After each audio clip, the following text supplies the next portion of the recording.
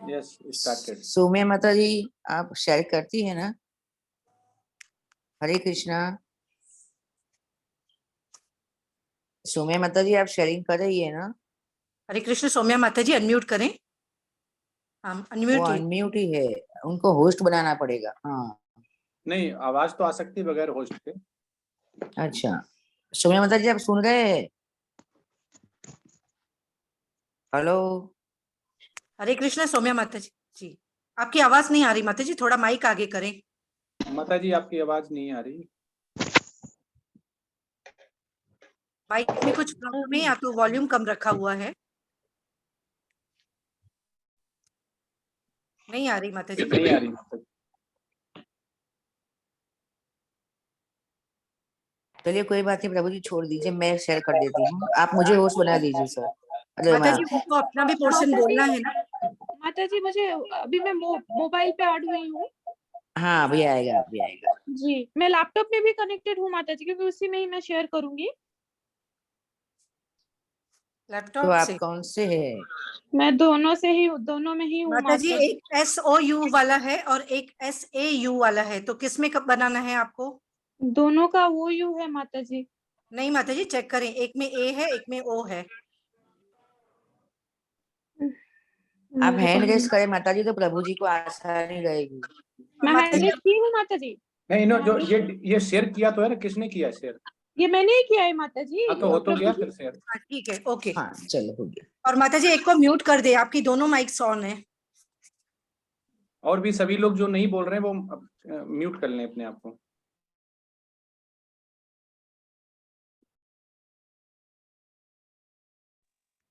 शुरू करें माता जी।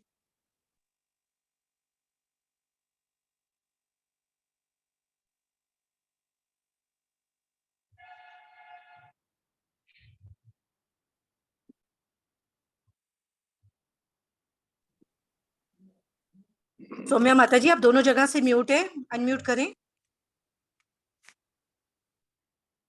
हरे कृष्णा सभी को दंडवत प्रणाम। हरे कृष्णा। मैं सौम्या बिस्वाल, मैं ग्रुप सी की पीपीटी मेकर हूँ। ये हमारा आज असाइनमेंट 5 है।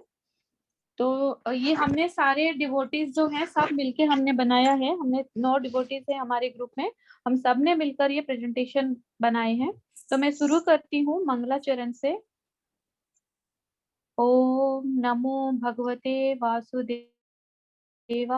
ओम नमो भगवते वासुदेवाय। ओम नमो भगवते वासुदेवाय। ओम अज्ञानतिमिरान्धस्य ज्ञानाञ्जनशलाकया चक्षुरुन्मीलितं येन तस्मै श्रीगुरवे नमः। नमः ॐ विष्णुपदाय कृष्णपृष्ठाय भूतले श्रीमते भक्तिवेदान्त स्वामिन् इति नामिने। नमस्ते सरस्वती देवे गौरवाणी प्रचारिणे निर्विशेष शून्यवादी पाश्चात्य देशतारिणे। जय श्री कृष्ण चैतन्य प्रभु नित्यानंद श्री अद्वैत गदाधर शिवासादि गौर भक्त वृंद। हरे कृष्णा कृष्ण कृष्ण हरे हरे राम राम राम हरे हरे।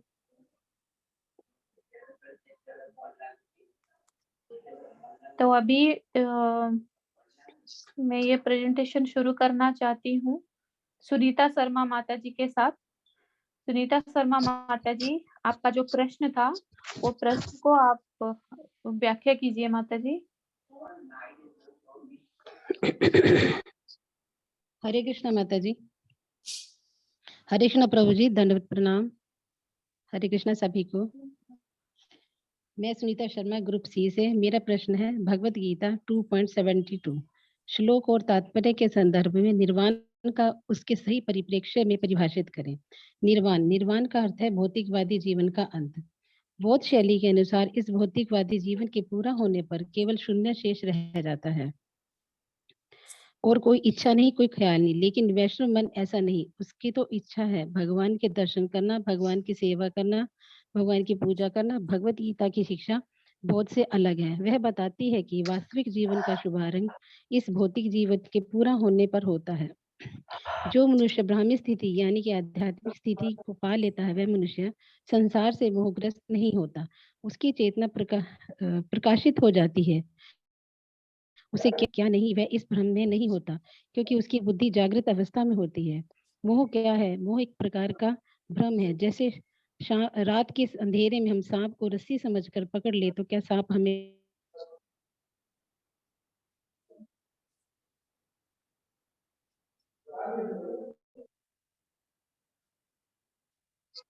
आवाज नहीं आ रही माता जी। सुनीता माता जी आप म्यूट हो गए हैं।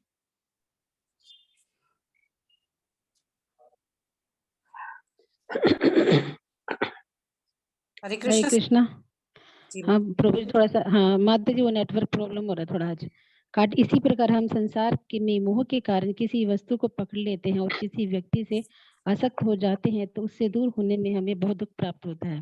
लेकिन जो व्यक्ति मोह से मुक्त है, वह व्यक्ति आध्यात्मिक स्थिति में स्थित है। ऐसे व्यक्ति इस प्रकार के मोह से सर्वदा मुक्त है। परमाणु निर्वाण मच्छति, भगवत धाम को प्राप्त होना। यानी मनुष्य अंतकाल यदि मनुष्य अंतकाल यानी मृत्यु के क्षण भर के लिए भी आध्यात्मिक स्थिति को प्राप्त कर लेता है, तो उसका जीवन सफल हो जाता है। तो वह आध्यात्मिक लोक यानी भगवत धाम को प्राप्त कर लेता है। जैसे खटवांग महाराज ने मृत्यु के कुछ मिनट पहले ही कृष्ण के शरणागत होकर ऐसे जीवन की अवस्था प्राप्त कर ली थी। अगर कोई चालाक व्यक्ति समझे कि अभी क्या जरूरत है, मरते वक्त भगवान को याद करेंगे, अब तक तो आराम से रहें, तो लेकिन अंतकाल का किसी को पता नहीं कल आएगा। इसीलिए हमें जीवन की प्रारंभिक अवस्था में ही आध्यात्मिक अनुभव अर्जित कर लेना चाहिए, क्योंकि अंतकाल में जैसी हमारी मति होती है, उसी प्रकार हमारी गति होती है। माता थोड़ी तबीयत ठीक नहीं है। जो व्यक्ति अपनी इसी शरीर मन वाक्य से भगवान की सेवा में समर्पित है, वह जीवन मुक्त है और वह इसी वक्त से भगवत धाम में स्थित है। हरे कृष्णा। प्रभु जी धन्यवाद, प्रणाम। थोड़ा मेरे प्रभु जी, मेरी तबीयत ठीक नहीं आज। हरे कृष्णा। कोई बात नहीं माता जी।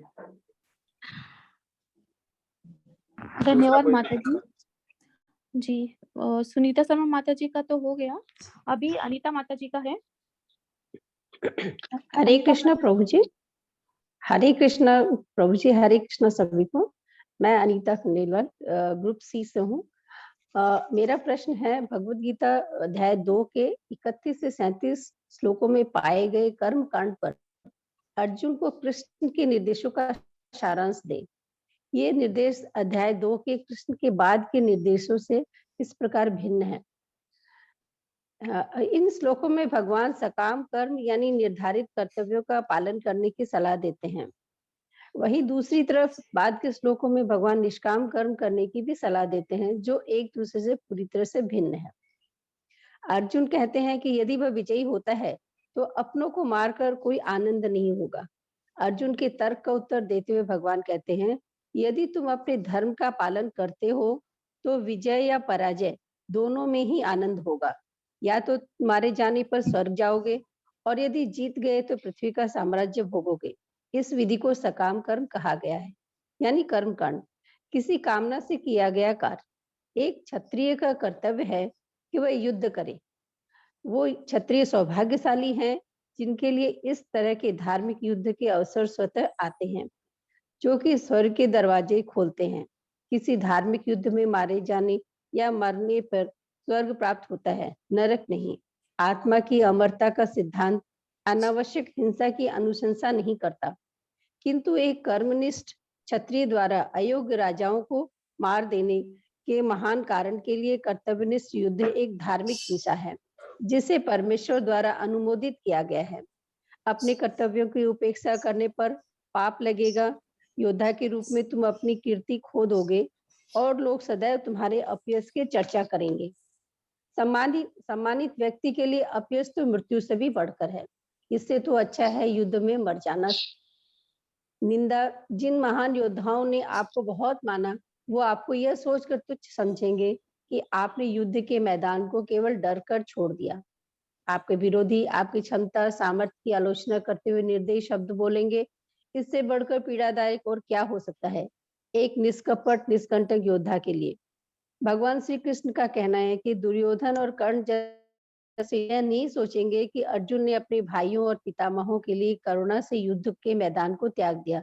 वे तो केवल यही सोचेंगे कि वह डरकर भाग गया, वह तो योद्धा था ही नहीं। युद्ध नहीं करने पर नुकसान ही नुकसान है, युद्ध करने पर लाभ ही लाभ है। भगवान श्री कृष्ण कहते हैं कि हे कुंती पुत्री, यदि तुम युद्ध में मारे जाओगे तो स्वर्ग प्राप्त करोगे और जीत गए तो पृथ्वी का साम्राज्य भोगोगे। अतः दृढ़ संकल्प करके खड़े हो और युद्ध करो। अपने कर्तव्य का निष्ठापूर्वक पालन ही धर्म है। एक क्षत्रिय का धर्म है कि वह मोह त्याग कर धर्म को बता फिर से स्थापित करने के लिए युद्ध करे। यह एक धर्म था। हरे कृष्णा प्रभु। माता जी, अभी महुआ रोशन माता जी, आपका स्लाइड आ गया, आप अपने प्रश्न को व्याख्या कीजिए। धन्यवाद माता जी। हरे कृष्ण प्रभु जी, हरे कृष्ण सभी को। मेरा आज का प्रश्न है, मूल उपमा को सींचने की उपमा समझाएं।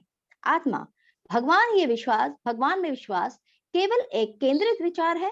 ये और कुछ नहीं चाहता। ये अपने आप बिखरता नहीं है और पेड़ की शाखाओं की तरह फैल जाता है।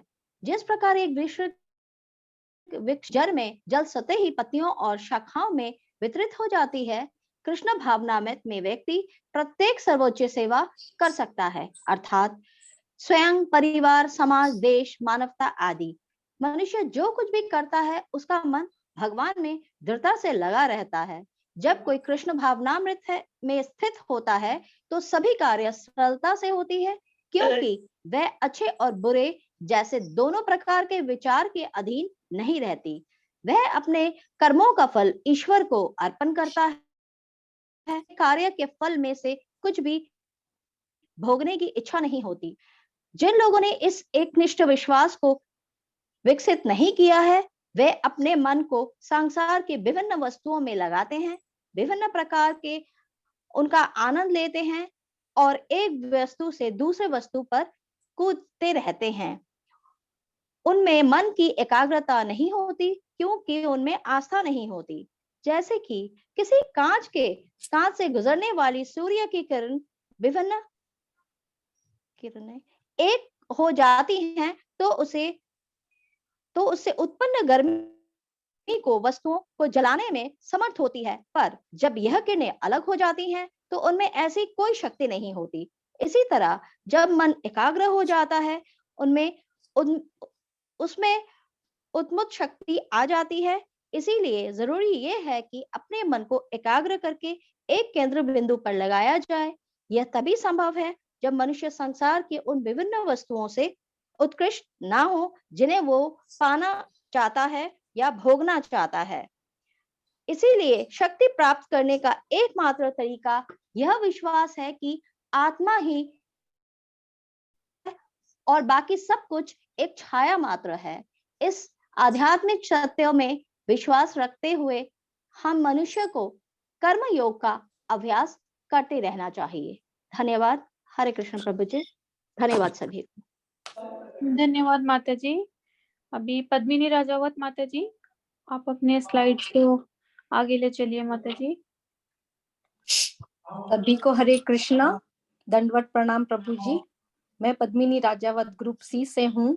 मेरा प्रश्न है, कृष्ण भावनामृत के अपने व्यक्तिगत अभ्यास के लिए प्रत्यक्षयन विद्याते भगवत गीता 2.40 और व्यवसायिक बुद्धि भगवत गीता 2.41 शब्दों की प्रासंगिकता पर चर्चा करें।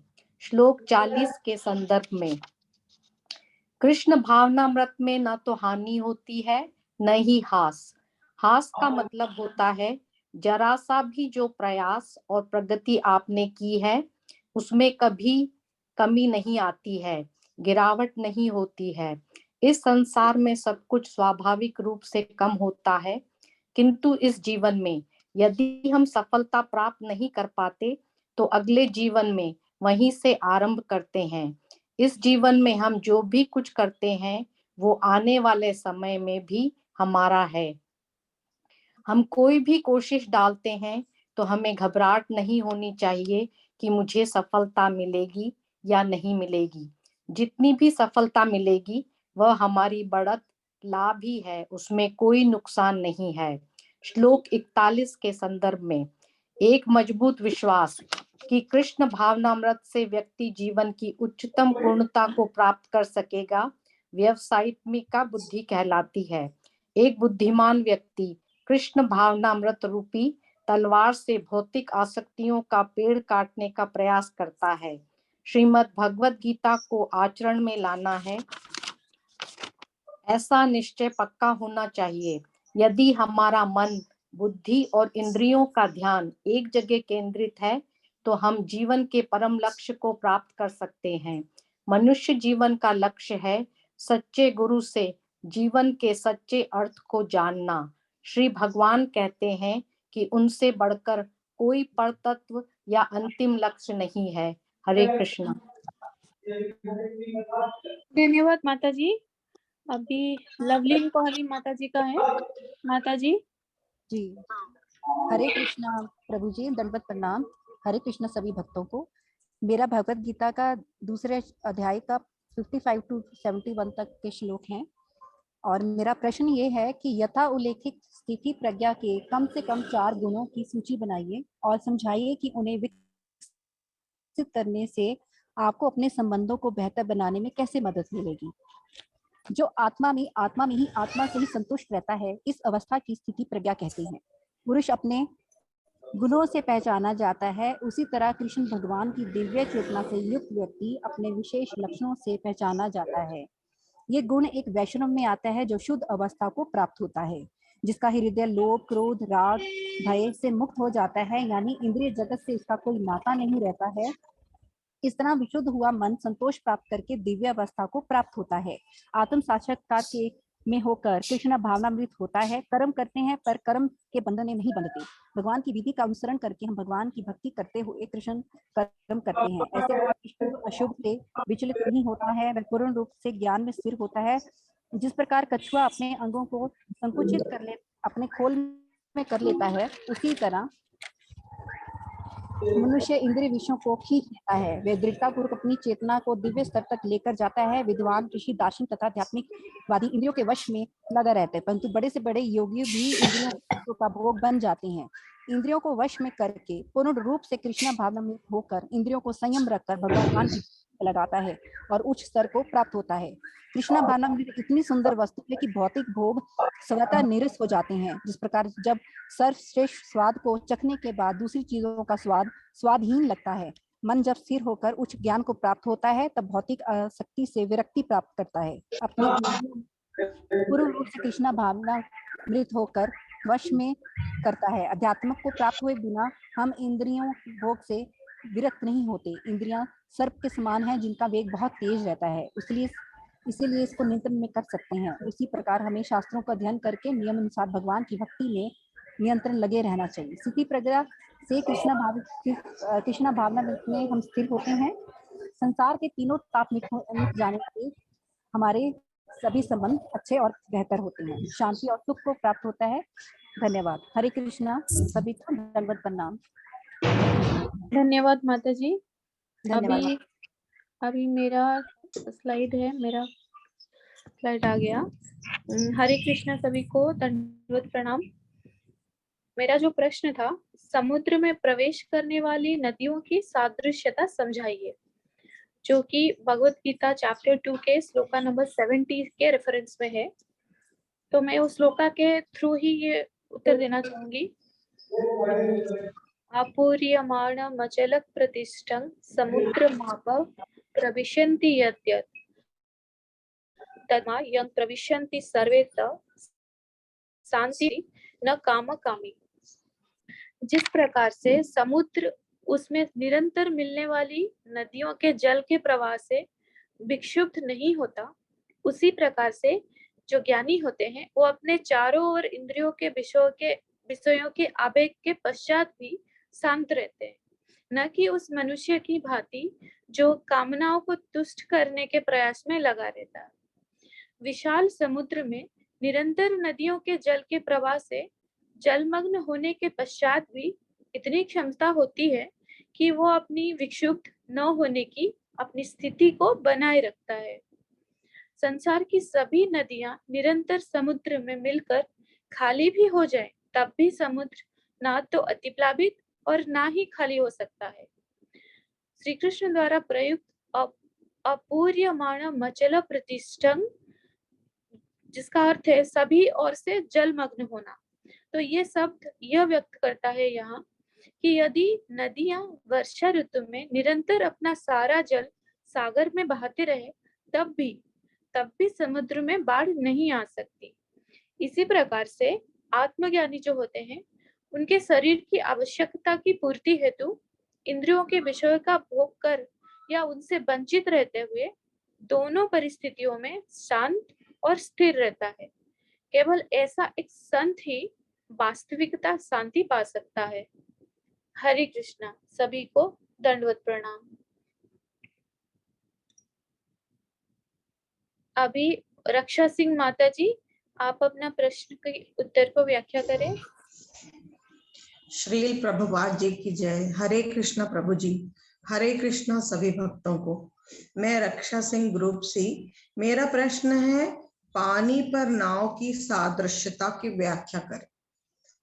भगवत गीता अध्याय 2 के 67वें श्लोक के संदर्भ में ये बताया गया है कि जिस प्रकार पानी पर नाव चलती है और तेज हवा के झोंकों से वो अपने रास्ते से भटक जाती है, उसी तरह हमारी इंद्रियां, तेज हवा की तुलना इंद्रियों से की गई है। हमारी इंद्रियां भी हमारे भक्ति मार्ग में बाधा डालती हैं और हमें भक्ति मार्ग से भटका देती हैं।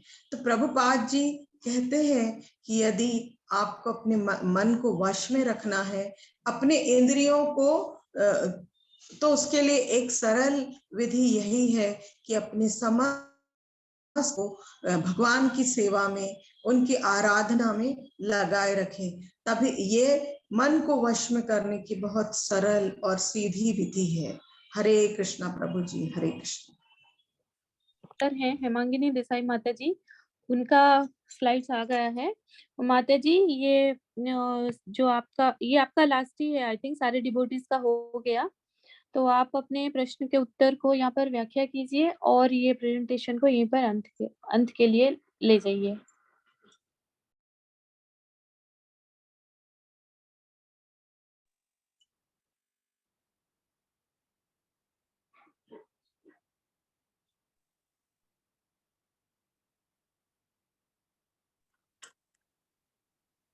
हरे कृष्ण। हेमाली माता जी अनम्यूट करें। माता जी आपकी वॉइस नहीं आ रही है। माता जी म्यूट है, आप अनम्यूट करें। हाँ सॉरी, अनम्यूट करना भूल गई मैं, वो मुझे सबने म्यूट कर दिया था नहीं, इसलिए। हरे कृष्णा प्रभु जी, धन्यवाद प्रणाम सभी को। हाँ, मेरा सवाल है, चर्चा करें कि आप वास्तविक शांति के मूल सिद्धांत को कैसे लागू कर सकते हैं ताकि आपके सामने आने वाली बाधाओं को दूर करने में मदद मिल सके। भगवत गीता के अध्याय 2 के 71 श्लोक का इसमें रेफरेंस दिया गया है। सबसे पहले इसे समझते हैं कि भी स्थित प्रज्ञा परिस्थिति क्या है। जैसे प्रभु जी ने लालबिन माता जी ने अभी बताया दिया है, तो इसमें ज्यादा न जाते हुए मैं सीधे पॉइंट पे आती हूँ। विहाय कामन सर्वान उपाश्चरति निष्प्रियः निर्ममः निरंकारस शांति मग्नि गच्छति। इसमें भगवान ये कहते हैं, जो मनुष्य सभी कामनाओं और लालसाओं को त्याग कर मैं भावना से मुक्त हो जाता है, वही शांति को प्राप्त करता है। उसी को हम स्थित प्रज्ञा कहते हैं। क्या आप जीवन में मैं और मेरे की भावना से मुक्त होने की ओर बढ़ रहे हैं? ये बहुत बड़ा सवाल है। अभी इसमें शांति के लिए हमें क्या करना चाहिए?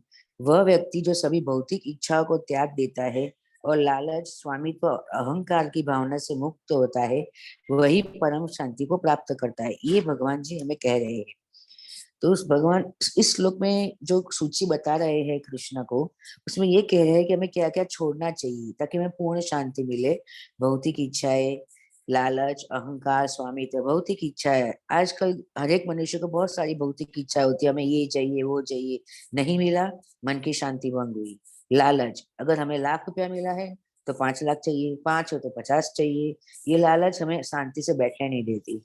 अहंकार, जैसे मैं ही हूँ, मेरे से आगे और कुछ नहीं है, ये अहंकार। अहंकार वैसे भी पतन की निशानी है। और स्वामित्व, ये सब मेरा है, सब कुछ मेरा है, ये मेरा है, ये मेरा है, मेरा मेरा मेरा में इंसान खुद मर जाता है, पर लेकिन वो मेरा नहीं छोड़ सकता। अभी इससे हमें व्यवहारिक ज्ञान क्या मिलता है? अगर मनुष्य को आत्मा की परम शांति का अनुभव करना है, तो जो पहले 4 महत्वपूर्ण शर्तों बताई गई वो ये है कि सभी इच्छाओं को पूर्ण तरह त्याग कर देना चाहिए। उनके लिए कोई स्वाद नहीं होना चाहिए। मैं और मेरा का भाव त्याग देना चाहिए। अहम केंद्रित रवैया हमें हमेशा के लिए छोड़ देना चाहिए।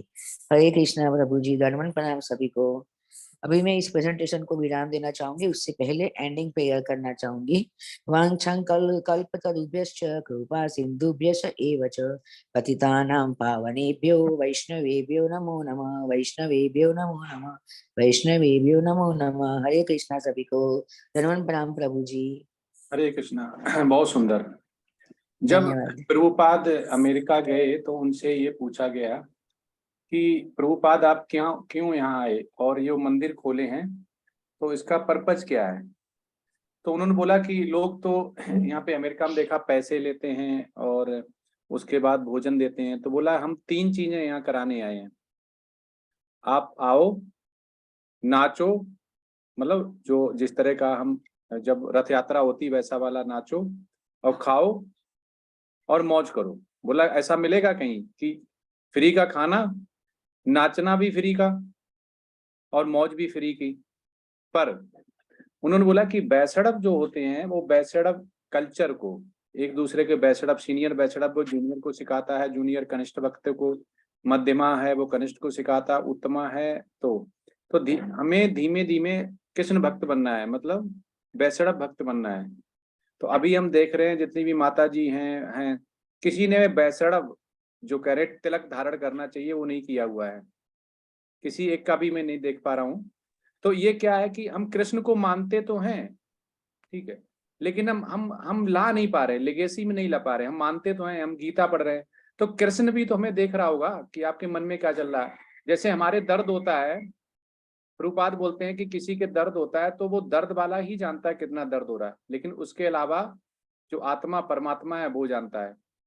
तो हमें जब उतारना है भगवान से, जो प्रभुपाद जब इंडिया आते थे, वृंदावन जाते थे, और जब वो यहाँ पे दिल्ली में उनके रूम में जब उनको ये छपवा रहे थे उस समय की, तो वो अगर तिलक नहीं लगाते थे तो वो ये कह देते थे कि आप ऊपरी मन से केवल कृष्ण को मान रहे हैं, तो कृष्ण इसमें आपकी कोई मदद नहीं कर सकता।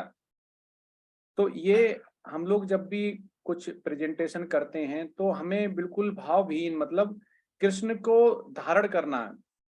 हमें जो भी उनका कृष्ण ने बोला हुआ है, जो भी बैसड़प का है वो धारण करना चाहिए, जिससे कि कृष्ण को हम एक्सेप्ट कर पाए। और हम अगर भगवान श्री कृष्ण के कहते नहीं, अगर शरणागत हो जाएंगे जैसे अर्जुन हो गए, तो हमारा क्या हो सकता है, हमारा भगवत धाम निश्चित हो सकता है। लेकिन अब ऐसे अगर हम करते हैं कि प्रेजेंटेशन दे रहे हैं और प्रेजेंटेशन देने के बाद हम केवल सैटरडे निकाला, उसके बाद हमने क्वेश्चन किए, उसके बाद ना तो ढंग से क्वालिटी वाला जपा चल रहा है, ना हम कृष्ण का जो बोला हुआ है, मुख से बोला हुआ है वो अपना पा रहे हैं, तो इसलिए हमें बड़ी दिक्कतें आती, समस्याएं आती हैं। तो फिर हम आगे प्रगति नहीं कर पाते। जैसे स्थित प्रज्ञा जो बताया गया है, तो कौन बताएगा इस ग्रुप से कि स्थित प्रज्ञा का मीनिंग क्या है? हमने क्वेश्चन से आंसर तो दे दिया, लेकिन उसमें क्या मीनिंग है, क्या हम धारण कर पा रहे हैं? प्रभु जी मैं बताऊं? हाँ, यस यस।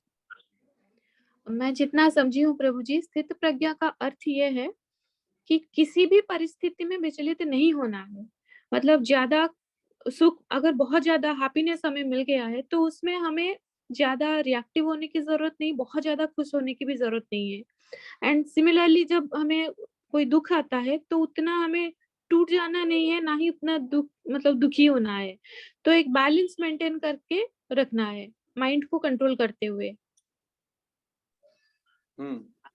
और इसके अलावा प्रभु जी मेरे हिसाब से स्थिर प्रज्ञ होता है दोनों परिस्थिति में सम रहना, कुछ भी हो जाए दोनों परिस्थिति में एक जैसा स्वभाव।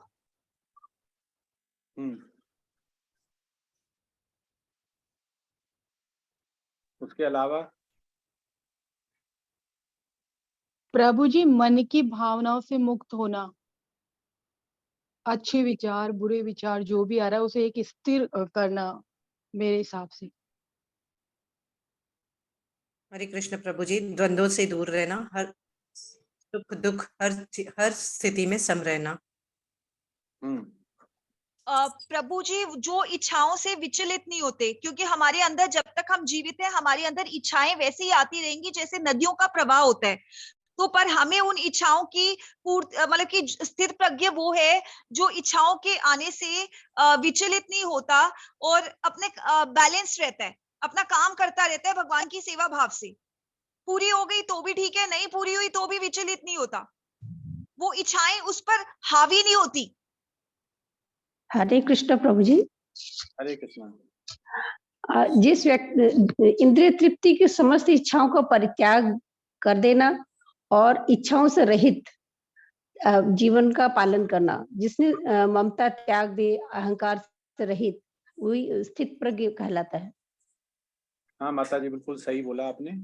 जब तक हम आसक्ति, स्थित प्रज्ञा का शब्द इतना आसान नहीं है, तो स्थित प्रज्ञा में भगवान का जो उन्होंने वाणी बोली हुई है, श्री प्रपाद ने जो भी हमारे लिए बोला कि अनुसरण करो, चाहे वो बुक के रूप में हो, चाहे वो हमारे वाणी के रूप में हो, चाहे वो रिकॉर्डिंग हो, तो जब वो बोलते हैं कि हमें ये करना है तो वो हमें करना, क्योंकि हम अगर पूर्ण रूप से शरणागत नहीं हो पाएंगे तो हम श्री कृष्ण को नहीं समझ पाएंगे। तो जो वो बोला ना कि उन्होंने 5.18 में कि विद्या विनय संपन्ने, तो जो जितना विनम्र होता है, विनम्र मतलब कि भगवान ने ये बोला, श्री प्रपाद ने ये बोला, गुरु ने ये बोला, आचार्य ने बोला, उसको वास्तविक ज्ञान को समझ लेता है। और जब एक वास्तविक ज्ञान को समझ लेता है, फिर उसके लिए क्या ब्राह्मण, क्या गाय, क्या हाथी, क्या कुत्ता, क्या चांडाल, वो सब उसको एक जैसे दिखते हैं। लेकिन ये सब कब दिखेंगे? जब हम उनको धारण कर पाएंगे, जब हम भगवान की उपस्थिति को समझ पाएंगे, जब भगवान हम जैसे अमरीश महाराज जैसी सारी इंद्रियों को भगवान के सेवा में लगा देंगे और जितनी भी आसक्ति होगी वो खत्म कर लेंगे, तब स्थित प्रज्ञा की तरफ जाते हैं।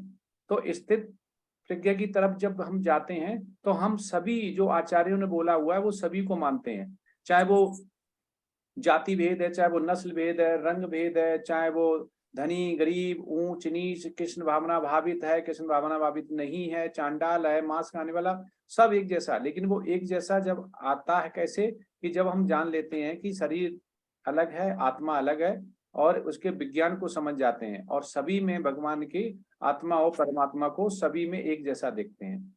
तो विनम्र जब हम साधु पुरुष जैसे हो जाते हैं तो हम भगवान के जो भी सिद्धांत हैं, जो हमारे आचार्यों ने बताए हुए, उनको हम मान लेते हैं। तो इसमें जो सिद्धांत जैसे हैं, तो हमें एक सिद्धांत है पीपीटी के रूप में हम लेके आ रहे हैं। लेकिन जब बैसड़प का होता है तो बैसड़प क्या करता है? वो आत्म साक्षात्कार करता है। आत्म साक्षात्कार वो ये देखता है कि कल हम कृष्ण भावना भावित इतने थे, आज हम इतने हैं। वो डेली प्रोग्रेस करता है। अगर वो डेली प्रोग्रेस नहीं करता है तो स्थित प्रज्ञा में वो कभी नहीं जा सकता है, मतलब वो सतोगुणी में ही रहेगा, शुद्ध सतोगुणी में नहीं जा पाएगा। तो हमें ये देखना चाहिए कि आज से 1 महीने पहले हम क्या थे और आज से 2 महीने पहले क्या थे, 3, तो हमारी प्रोग्रेस क्या हो रही है, हम क्या अनुसरण कर पा रहे हैं, क्या हम गीता के श्लोक को समझ पा रहे हैं, क्या हमने केवल क्वेश्चन कर लिए, क्या हम मंगल आरती अटेंड कर रहे हैं, क्या जपा सेशन हम अटेंड कर रहे हैं, क्या भगवान के भोग लगा रहे हैं, क्या भगवान के लिए हम इंद्रियां कंट्रोल कर रहे हैं, क्या हम तिलक धारण कर रहे हैं, तो ये क्या हम वस्त्र धारण कर रहे हैं जैसे बोले गए, जैसे वैष्णव ने बोले हुए वैसे कर रहे हैं। अगर इसमें प्रोग्रेस होती है, क्या हम रथ यात्रा में जा रहे हैं, क्या हम वृंदावन धाम जा रहे हैं, जब ये सब कुछ हो जाता है तभी हम बोल सकते हैं। और आत्मज्ञानी जब हम बनने की कोशिश करते हैं तो उसमें हम आत्मा के लक्षण को जरूर समझते हैं। तो अगर व्यक्ति ज्ञानी है लेकिन उसमें एकाग्र नहीं है तो वो वैष्णव नहीं हो सकता है, क्योंकि ज्ञानी क्या होता है, फिर वो मायावादी और निर्गुणवादी है उसमें चला जाता है। और अविचलित जैसे बोला गया, अभी माता जी ने जैसे बोला कि अगर विचलित नहीं होता है, हमेशा स्वयं में जो स्थिर रहता है चित्त, तो वो हमेशा भगवान को अपना सकता है। तो हमें जो भी अभी क्वेश्चन आंसर कर रहे हैं कि हमारे श्रील प्रभुपाद ने जो उनका मूड एंड मिशन था, मनोदशा और मिशन, वो इसीलिए किया उन्होंने कि दुख बहुत थे, उनको दुख देखा नहीं जा रहा था। उन्होंने बोला कि दुख को, इस दुखालय में दुख से अगर भागना है, दुख को अगर भगाना है, तो जो मनुष्य है उसके पाप कैसे धुल जाएं, उसके संशय कैसे मिट जाएं, कैसे वे सभी को एक जैसा समझे, कैसे इस सांसारिक बंधनों से मुक्त हो जाए। इसलिए उन्होंने मूड एंड मिशन चालू किया कि भगवान का जो भी वाणी है, भगवान की जो लीलाएं हैं, वो कैसे मनुष्य तक पहुंचे। क्योंकि भगवान ने जो गीता का उपदेश दिया वो मनुष्य के लिए दिया, क्योंकि अपने बेटे को कोई दुखी नहीं देखना चाहता है। तो जो श्री प्रभुपाद कहते हैं कि जो व्यक्ति सभी जीवों के कल्याण में रहता है, सभी जीव मतलब चाहे वो चींटी हो, चाहे हाथी हो, चाहे मनुष्य हो, चाहे वो बंदर हो, सभी के कल्याण में। ऐसा नहीं कि अपना बच्चा आया तो ठीक है, दूसरे का बच्चा आया तो अच्छा नहीं है, कुत्ता आ गया उसको मार दिया, बिल्ली आएगी उसको मार दिया, चींटी आ गई वो नहीं देखा, तो बोला कि उसमें नहीं हो सकता, कृष्ण भावना भावित नहीं हो सकता, वो प्रभुपाद ने मना किया। और जो सभी के कल्याण में हमेशा रत रहता है, वो कहते हैं वही होता है, और सभी में कृष्ण को देखता है कि यही उद्गम है, यही सबसे कल्याणकारी है, तो वो ही आगे बढ़ पाता है। तो ये इसमें आता। तो अभी इस ग्रुप से मेरा ये है, जो बीच में आया था कि ज्ञान हो गया या हमें स्थित प्रज्ञा हो गया, तो जो आत्मज्ञानी है वो कैसे आत्मज्ञानी नहीं रहता है, जिसे पहचाने कि आत्मज्ञानी आत्मा के जो लक्षण होते हैं वो कितनी तरह के होते हैं, और कैसे हम कंट्रोल खोते हैं। जो अभी बोला ना माता जी ने कि इंद्रियों पे कंट्रोल करते हैं, तो मनुष्य के लिए क्या क्या दिक्कतें आती, वो कौन से कारण है जो कि एकाग्रता नहीं रख पाते हैं, आत्मज्ञानी नहीं बनने देते हैं। हरे कृष्णा।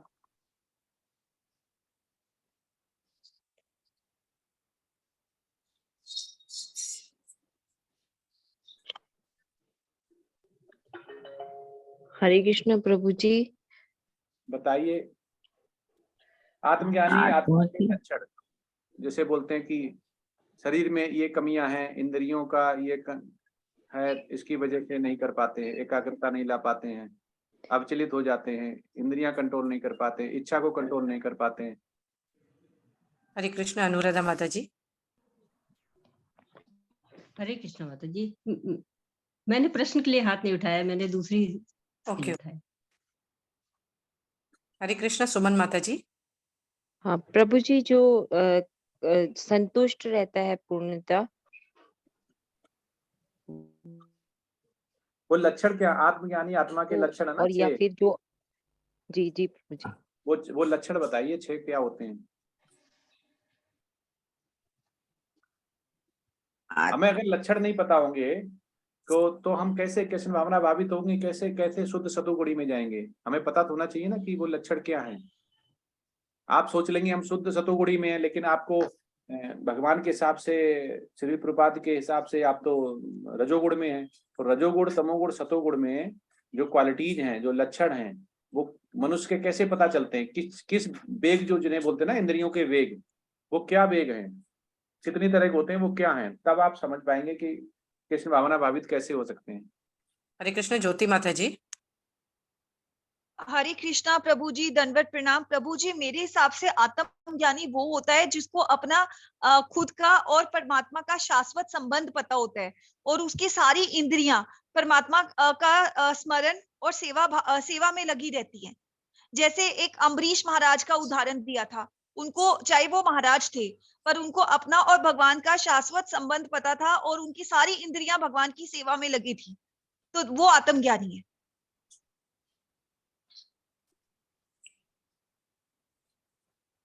कोई और करेगा? वो वेग यही देखो पढ़ने का होता है कि हम क्वेश्चन कर लेते हैं, उसके अलावा मेरा क्या श्लोक है, मेरा क्या क्वेश्चन, वो किया पूरा, फिर मंडे से फ्राइडे आराम से मेटलिस्टिक होके भगवान को जो धारण करना है, अनुसरण करना, वो नहीं कर पाते। जैसे ही फिर सैटरडे आया, क्वेश्चन पूछ दिया, फिर बोलेंगे कि अरे ये तो भूली, कहाँ से आया, कैसे आया। तो कृष्ण हमें जब इंटेलेक्चुअल देता है तो फिर हमें और जानवर में कोई फर्क ही नहीं है। बंदर कितना कितना खुश रहता है पूरे दिन, उसे कोई टेंशन नहीं कि ज्वेलरी पहननी है, कपड़े लाने हैं, मार्केट जाना है। कभी उसे चिंता मुक्त देखा कि हमें लाखों रुपए कमाने खाना है। वो कभी किसी भी पक्षी को, किसी भी जानवर को देखना बिल्कुल खुश रहते हैं, हैप्पी रहते हैं। लेकिन मनुष्य थोड़ा भी गीता का श्लोक पढ़ लेगा, क्वेश्चन आंसर कर लेगा, बोला कि मुझे सब कुछ आ गया, मैं तो कृष्ण भावना में भावित हो गया और शुद्ध सतोगुणी हो गया, मेरा तो भगवत धाम जाना निश्चित है। और इतना फूला नहीं समाता, उसे नहीं पता चलता कि उसको वो ये करके ही वो अपना निश्चित कर लेता कि ये जन्म मृत्यु जरा व्याधि की टिकट पक्की कर लेता, वो फिर इसी धरा पे आ जाता दोबारा। क्योंकि जब तक हमें लक्षण ही नहीं पता होंगे कि मनुष्य के वो कौन से लक्षण हैं जिनको कंट्रोल करना है।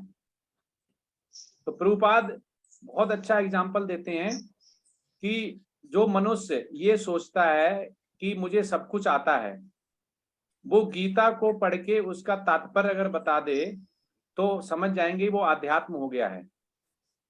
कितनी बार भी आप पढ़ लें, स्पिरिचुअल मास्टर जब तक नहीं समझेंगे, उसको एक एक शब्द को नहीं समझेंगे और उसके अनुसरण नहीं करेंगे, तब तक हम स्थित प्रज्ञा हो गया, इंद्रियों को कंट्रोल करना हो गया, अमरीश महाराज की कैसे इंद्रियां कंट्रोल करते थे, नहीं कर पाएंगे। ये समझना और अनुसरण करना दोनों में फर्क है। तो प्रभुपाद हमेशा बोलते हैं कि हमें अनुकरण नहीं करना, हमें अनुसरण करना है। हमें जितनी सी ज्यादा है भगवान की बाणी, मतलब हो गया गीता, भगवान की लीला मतलब हो गया श्रीमद् भागवतम। तो पहले गीता को खत्म करना है। कभी क्या करते हैं हम लोग, सोचते हैं अरे गीता 1-2 बार पढ़ ली है, लेवल 1 हो गया, लेवल 2 हो गया, लेवल 3 ये तो बहुत हो गई, अब तो श्रीमद् भागवतम चालू करते हैं। जैसे ही श्रीमद् भागवतम चालू करते हैं, एक दिन पढ़ते हैं, जब अगली बार नंबर आता तो समझ ही नहीं आता लास्ट टाइम क्या पढ़ा था, वो कुछ भी लिंक नहीं बैठता। ऐसे गीता का हो गया। लेकिन हमें क्यों नहीं आता है? हमें इसलिए नहीं आता है कि हमने भगवान को धारण नहीं किया है। भगवान ने जो बोला हुआ है उसको पूर्ण रूप से नहीं लिया हुआ है। हम जपा को क्वालिटी के साथ नहीं कर रहे हैं, हम जपा को बढ़ा नहीं रहे हैं। हम उसको जो टाइम हमारा है, हमें टाइम कम पड़ रहा है तो हम उसको और जल्दी जल्दी फास्ट कर रहे हैं और गीता को समझने की कोशिश नहीं कर रहे हैं। तो जो अभी आप लोग लेवल 4 में आ गए, तो वेग तो बहुत जरूरी है समझना। अगर वेग को नहीं समझेंगे तो आप ना रजोगुणी से ऊपर बढ़ पाएंगे सतोगुणी में, और ना तमोगुणी से रजोगुणी, ना रजोगुणी से समोगुणी। क्योंकि मनुष्य के आपको वेग बहुत समझने जरूरी है। तो वेग अगर किसी को आ रहे हैं तो बता सकते हैं, नहीं तो श्री प्रभुपाद ने बहुत अच्छा वर्णन किया हुआ है कि अगर अम्बरीश महाराज जैसा बनना है, मतलब एकाग्र रहना है, अविचलित नहीं रहना है, इच्छा या द्वेष खत्म करनी है, तो इंद्रियों के वेग वो 6 प्रकार के श्री प्रभुपाद बताते हैं। निमानिष्ठा दास प्रभु जी बार बार इसको अपनी गीता जब क्लास लेते हैं बार बार बताते हैं। सबसे पहला होता है मनुष्य का। क्या होता है? मनुष्य की सबसे पहला लक्षण क्या है? वाचो वेगम मनसा क्रोध वेगम। हाँ, यस, कौन बोला ये? जिह्वा वेगम मुद्रोपस्थ वेगम एतान हाँ, वेगान अनुराधा माता जी। विषयेत धीर सर्वाम प्रिया स शिष्यात पृथ्वी बहुत सुंदर। शिष्यात। सबसे ज्यादा हमें जो करता है, दुर्योधन ने क्या किया? जीवा। बोला ये तो मायावी है। उन्होंने अपना विराट अर्ध विराट रूप दिखाया, बोला ये तो मायावी है, छलिया है, ये तो मैजिशियन जैसा कर रहा है। तो सबसे पहले होता है जिह्वा वेग। हमें जिह्वा वेग पे कंट्रोल करना है। हमें इस जिह्वा से जब भी बोले हम भगवान की लीला, भगवान की बाणी ही बोलें, पहला। दूसरा हमारा होता वाणी वेग। हम कैसा बोल रहे हैं, हमारी वाणी कैसी है, हमारी मधुर है? क्या हम वैष्णव कृष्ण भक्त जैसा बोल पा रहे हैं?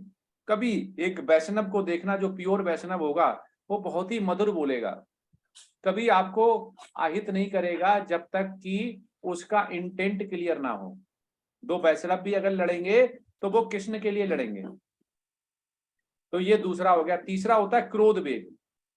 हम क्रोध को कंट्रोल नहीं कर पाते हैं। अब जब क्रोध कंट्रोल नहीं होता है तभी हमारी मति मारी जाती है, जैसे बुद्धि मारी जाती, कहते हैं इंटेलेक्चुअल पावर हम खो बैठते हैं और जो भी हमें आ रहा होता है हम वो भी खो देते हैं। तो प्रभुपाद इस पे कहते हैं कि क्रोध नहीं लाना चाहिए।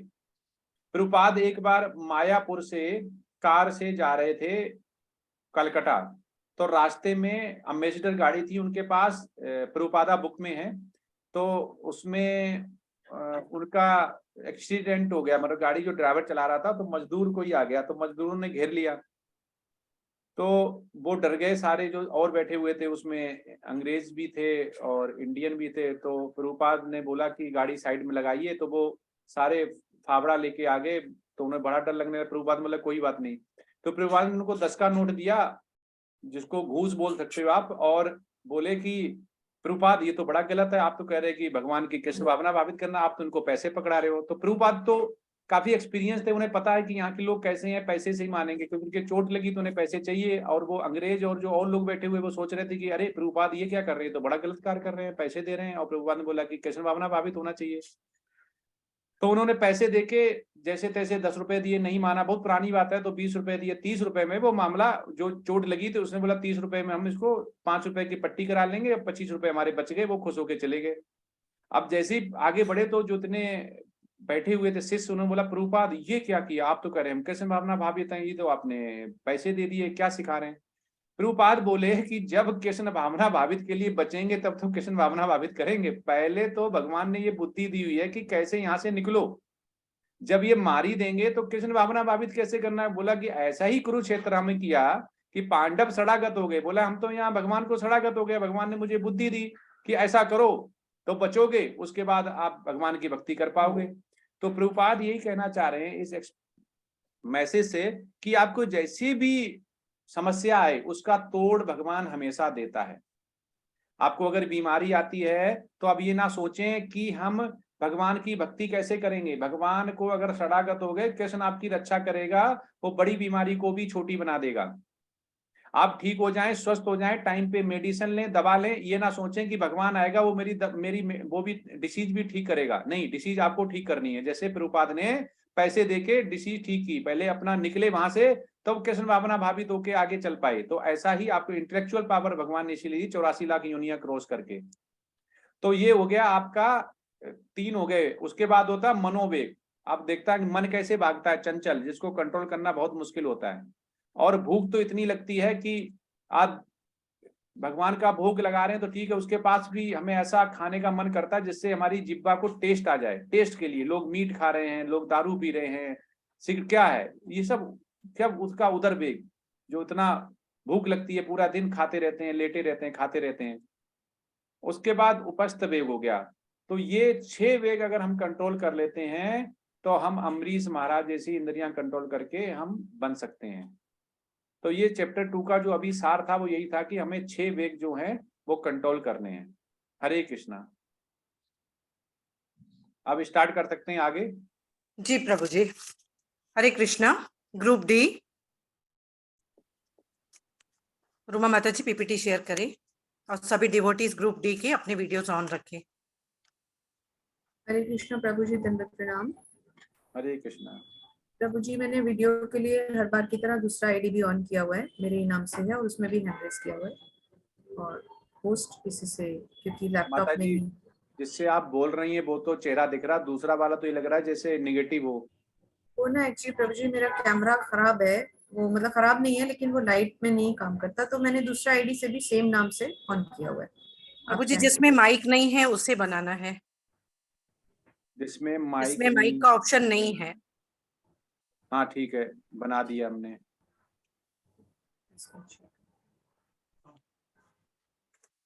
बना दिया माता जी।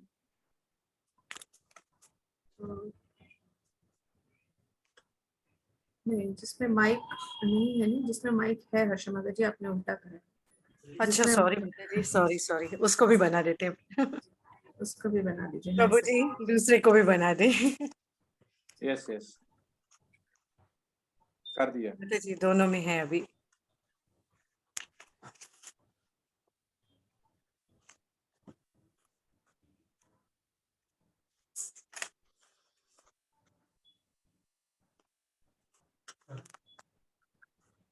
हरे कृष्णा। आप सभी को दंडवत प्रणाम। हम भी शुरू करने से पहले एक बार भगवत नाम का जप कर लेते हैं। मंगलाचरण हम छोड़ देंगे क्योंकि वो हो चुका है। भगवते वासुदेवाय। नमो भगवते वासुदेवाय। नमो भगवते वासुदेवाय। हरे कृष्ण। आप सभी को दंडवत प्रणाम। तो फिर से एक बार हम उपस्थित हैं आपके सामने भगवत गीता से कुछ नए श्लोक लेके और उनके साथ जुड़े हुए कुछ प्रश्न लेके और उन प्रश्नों के उत्तर लेके। तो इस प्रेजेंटेशन को शुरू करने से पहले हम अपना स्मरण और समर्पण देते हैं हमारे गुरुदेव श्रील प्रभुपाद को, जिनके कारण हम भगवत गीता पढ़ पा रहे हैं और समझ पा रहे हैं। विशेष धन्यवाद हमारे प्रेरणा के स्तोत्र इस्कॉन बेंगलुरु को, श्री जयपताका स्वामी महाराज को, और विशेष तौर पे हिज ग्रेस नमनिष्ठा प्रभु जी को, जिनके कारण हम इस कार्यक्रम का हिस्सा बने और हम भगवत गीता को सीख पा रहे हैं। श्री श्री राधा गोविंद जी की जय। तो जैसा कि हम सब जानते हैं कि ये गीता मैराथन का पवित्र महीना चल रहा है और हमारे गुरुदेव ने हमसे ये कहा है कि यदि हम उनकी सच्ची सेवा करना चाहते हैं तो हम उनकी पुस्तकों को पढ़ें और उनकी पुस्तकों को वितरित भी करें। इस पावन महीने में हम भगवत गीता का वितरण करने निकलते हैं। तो जब हमारी टीम के सदस्य सड़कों पे उतरे तो सबसे पहले हमारे वरिष्ठ भक्त वीरेंद्र प्रभु जी ने हमसे पूछा कि भाई क्या तैयारियां की हैं तुमने।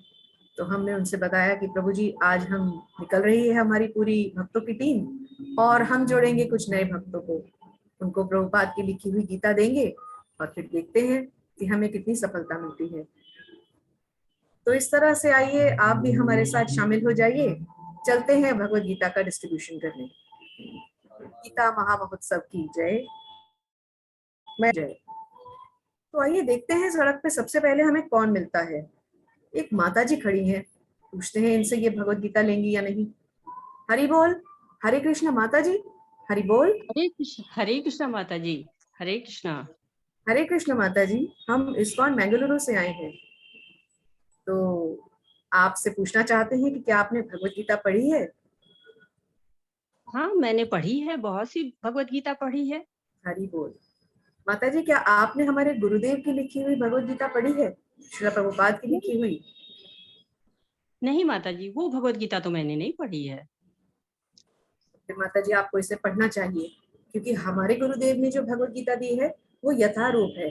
भगवान ने जो भी कहा है प्रभुपाद ने एज इट इज उसको दिया है, इसीलिए इसे यथारूप कहा गया है। आप एक बार हमारे प्रभुपाद की लिखी हुई ये भगवत गीता पढ़िए, आपको समझ में आएगा कि जीवन का क्या सार है। लीजिए आपकी पुस्तक हमसे लीजिए। माता जी मेरे पास ढेर सारी टीकाएं रखी है, मैं इसका लेके क्या करूंगी। अच्छा चलिए आप बताइए तो इसमें क्या लिखा है, गीता का सार क्या है, इस गीता का सार। हरे कृष्णा। बहुत सुंदर माता जी। तो जो भगवत गीता का दूसरा अध्याय है उसे गीता का सार कहा गया है। तो हमारे भक्तों में एक सदस्य हैं, वरिष्ठ भक्त हैं हमारे विनोद प्रभु जी, जो आपको समझाएंगे कि भगवत गीता के दूसरे अध्याय में भगवान ने किस तरह से गीता का सार दिया है। विनोद प्रभु जी। हरे कृष्ण। हरे कृष्णा सभी को। माता जी मैं आपके संशय को अपनी तरफ से पूरा करने की कोशिश करूंगा। पहले अध्याय में और दूसरे अध्याय के प्रारंभ में अर्जुन युद्ध न करने के अपने तर्क प्रस्तुत करता है। मूल रूप से वो हत्या के पापमय परिणामों से डरता है। अर्जुन को अपने परिजनों की मृत्यु के बारे में भावुक देखकर श्री कृष्ण अर्जुन को देहांतरण की प्रक्रिया समझाकर अपनी शिक्षा शुरू करते हैं। कृष्ण ने अर्जुन को मूलतः 4 विषयों पे ज्ञान दिया: आत्मा, धर्म, कर्म और इंद्रिय। आत्मा, कृष्ण ने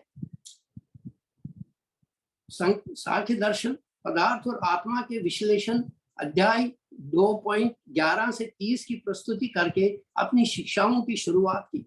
अपने रिश्तेदारों को मारने के विचार से अर्जुन के आतंक को कम करने के लिए श्री कृष्ण भौतिक शरीर, आत्मा के बाहरी आवरण की अस्थायीता के साथ आत्मा, वास्तविक आत्मा की अनंतता की तुलना करते हैं। आत्मा अजन्मा और शाश्वत है। भौतिक शरीर की मृत्यु के बाद भी इसका अस्तित्व बना रहता है। आत्मा के लिए न तो कभी जन्म होता है और न ही मृत्यु। मृत्यु के समय आत्मा एक नए शरीर में स्थानांतरित हो जाती है। जिस तरह एक व्यक्ति नए कपड़ों को धारण करता है, पुराने को त्याग देता है, उसी कर्म आत्मा नए भौतिक शरीर को स्वीकार करती है। दूसरा, क्षेत्रीय धर्म। भगवत गीता के श्लोक नंबर 31 में भगवान अर्जुन से कहते हैं, एक क्षेत्रीय के रूप में अपने विशिष्ट कर्तव्य को ध्यान में रखते हुए आपको पता होना चाहिए कि धार्मिक सिद्धांतों पर लड़ने की तुलना में आपके लिए कोई बेहतर कार्य नहीं है और इसलिए संकोच की कोई आवश्यकता नहीं है। उसके बाद भगवान उसको कर्म की व्याख्या करते हैं। भगवत गीता के 39 से 53 श्लोक में वो बताते हैं, कृष्ण कर्म योग की व्याख्या करते हैं। सर्वोच्च के प्रति निस्वार्थ कर्तव्य कर्म के फल की इच्छा के बिना से अभिनय करके व्यक्ति भौतिक बंधन से मुक्ति प्राप्त करते हैं। आपको अपना निर्धारित कर्तव्य करने का अधिकार है, लेकिन आप कर्म के फल के हकदार नहीं है। कभी भी अपने कर्मों के फल का कारण स्वयं को मत समझो और कर्तव्य न करने में कभी आसक्त मत रहो। इसके बाद लास्ट में भगवत गीता के 55 से 72 में भगवान उनको इंद्रियों के बारे में समझाते हैं। अध्याय के शेष भाग में विस्तृत रूप से सर्वोच्च की चेतना में स्थिर व्यक्ति स्थिर प्रज्ञा का वर्णन करते हैं। ऐसा व्यक्ति जो अपनी आध्यात्मिक पहचान और पदार्थ से अलग होने के बारे में पूरी तरह से जागरूक है, भौतिक सुख में रुचि नहीं रखता है। इस प्रकार वो अपनी बाहरी इंद्रियों को नियंत्रण करता है। वो भौतिक द्वैत जैसे सुख और संकट, हानि और लाभ से अप्रभावित रहता है। ऐसा व्यक्ति वर्तमान शरीर के अंत में आध्यात्मिक दुनिया को प्राप्त करता है। निष्कर्ष में इसलिए श्री कृष्ण अर्जुन से अपनी इंद्रियों पर नियंत्रण पाने के लिए कहते हैं ताकि उनकी बुद्धि स्थिर हो जाए। हरे कृष्ण। माता जी, मुझे पूरा विश्वास है कि आपको मेरा ये व्याख्या समझ में आई हो। हरे कृष्णा प्रभु जी, मुझे आपका आत्मा का ज्ञान और स्थिति प्रज्ञ का ज्ञान तथा अन्य जो भी कर्म के सिद्धांत आपने बताए वो मुझे अच्छी तरह से समझ में आए। लेकिन प्रभु जी, आप दुविधा की बात कर रहे थे कि अर्जुन को बहुत दुविधा हो गई थी, तो वो तो एक भक्त था, साधारण भक्त आदमी तो था नहीं जैसे हम लोग हैं, तो उसको ऐसी कैसी दुविधा हो गई? हरे कृष्णा प्रभु जी। हरे कृष्णा माता जी, आपने बहुत सुंदर प्रश्न किया कि अर्जुन को दुविधा कैसे हो गई। अर्जुन तो इतने महान थे, उनको तो दुविधा होनी ही नहीं चाहिए थी। लेकिन माता जी, अगर हम ध्यान से समझें तो अर्जुन की दुविधा कोई छोटी दुविधा तो नहीं थी। आखिर उन्हें जिनका वध करना था उनमें से कोई उनके पिता समान था, कोई उनके ताऊ थे, कोई उनके चाचा थे, कोई मामा थे, कोई श्वशुर थे। तो भगवत गीता के पहले ही अध्याय से हम ये देखते हैं कि किस तरह से अर्जुन को ये अलग अलग दुविधाएं होने लगी। अर्जुन को तो ये वध करना पाप के समान लग रहा था। अर्जुन ने भगवान से यही कहा कि मैं क्या करूंगा ऐसा राज्य लेके, जब मेरे सारे मेरे रिश्तेदार, मेरे नातेदार, मेरे भाई बंधु सब मारे जाएंगे तो मैं क्या करूंगा ऐसे राज्य को भोग के, ये तो पाप समान होगा। फिर अर्जुन ने ये भी दुविधा रखी कि अगर उनके कुल के वयोवृद्ध लोग मारे जाएंगे तो फिर कुल की स्त्रियां जो हैं वो कुलक्षणी हो जाएंगी, इससे जो आने वाली संतानें हैं वो अवांछित हो जाएंगी, इस तरह से उनके कुल का भी पतन हो जाएगा। तो इससे उन्हें आखिर क्या आनंद मिलेगा? जब अर्जुन के इस तरह से शोक में डूबते हुए भगवान ने देखा तो फिर भगवान दूसरे अध्याय के 11वें श्लोक में जाकर आए। और कब आए? जब उससे पहले अर्जुन पूरी तरह से उनको शरणागत हो गए। तो यहाँ से हमें ये भी समझ में आता है कि श्रीमद् भगवद गीता हमें गुरु परंपरा भी समझाती है। यहाँ तक कि भगवान कृष्ण ने भी गुरु अपनाए थे और यहाँ अर्जुन भी उन्हें दूसरे अध्याय के 7वें श्लोक में अपना गुरु मान लेते हैं और उनसे कहते हैं कि भगवान आप वो बताएं जो मेरे लिए श्रेयस्कर है, क्योंकि मैं कोई डिसीजन अब नहीं ले पा रहा हूँ। फिर 11वें श्लोक में जाकर भगवान आते हैं। देखिए कैसे गुरु होने का भगवान ने प्रमाण दिया कि गुरु अब तक केवल सुने जा रहे थे, कुछ नहीं बोल रहे थे, लेकिन जाके 11वें श्लोक में भगवान बोलते हैं। श्री भगवान उवाच अशोचानंद शोचस्त्वं प्रज्ञावादांश भाषसे गतासु न गतासुंश्च नानुशोचन्ति पंडिताः। तो भगवान अर्जुन को समझाते हैं कि तुम जिन बातों पे शोक कर रहे हो वो शोक के कारण नहीं है, क्योंकि जिस शरीर से तुम प्रेम करते हो वो शरीर तो कुछ है ही नहीं, चाहे वो शरीर जीवित अवस्था में हो या मृत हो, मनुष्य को कभी उसका शोक नहीं करना चाहिए। तो यहाँ भगवान अर्जुन को आत्मा और शरीर का ज्ञान देते हैं और उसके बाद अन्य श्लोकों में उन्हें कर्म की विधि से आगे बढ़ना सिखाते हैं। तो माता जी, क्या मैं आपके प्रश्न का या आपकी जिज्ञासा को कुछ हद तक शांत कर पाई? जी माता जी, आपने द्विधा के बारे में तो बड़ी अच्छी तरह से बताया और बार बार गुरु गुरु का नाम ले रही थी। तो ऐसा भी क्या कि गुरु ने कहा कि आप पुस्तक वितरण कर दिए और आप जल्दी पुस्तक वितरण कर लें? इतना महत्व देते हैं आप लोग गुरु जी को? तो थोड़ा और बताइए गुरु के बारे में। इतना क्यों आप लोग उनको पूजते हैं, चाहते हैं और उनकी सम्मान करते हैं? बहुत सुंदर प्रश्न है माता जी आपका। और गुरु की महिमा पे तो भगवत गीता में बहुत सुंदर सुंदर श्लोक हैं, और प्रभुपाद के तात्पर्य आप पढ़ेंगी तो आप भी गुरु की महिमा गाएंगी। अब हम हमारे एक सदस्य सुमन माता जी से रिक्वेस्ट करेंगे कि वो आपकी जिज्ञासा को शांत करें। वो आपको बताएंगी कि किस तरह से गुरु परंपरा की महिमा भगवत गीता के माध्यम से प्रभुपाद ने हमें समझाई है। सुमन माता जी। हरे कृष्णा माता जी, मैं आपके प्रश्न का उत्तर देने की कोशिश करती हूँ। भौतिक जीवन में उलझने पग पग पर उस दावाग्नि की तरह आती रहती हैं, जो बिना किसी के लगाए स्वतः ही प्रचंड रूप धारण कर लेती हैं और हमें उस समय कोई मार्ग नहीं दिखाई देता। ऐसी अवस्था में हमें प्रमाणिक गुरु की शरण ग्रहण कर लेनी चाहिए, क्योंकि गुरु ही हमें जीवन की समस्याओं को समझाते हैं तथा उचित समाधान बताते हैं।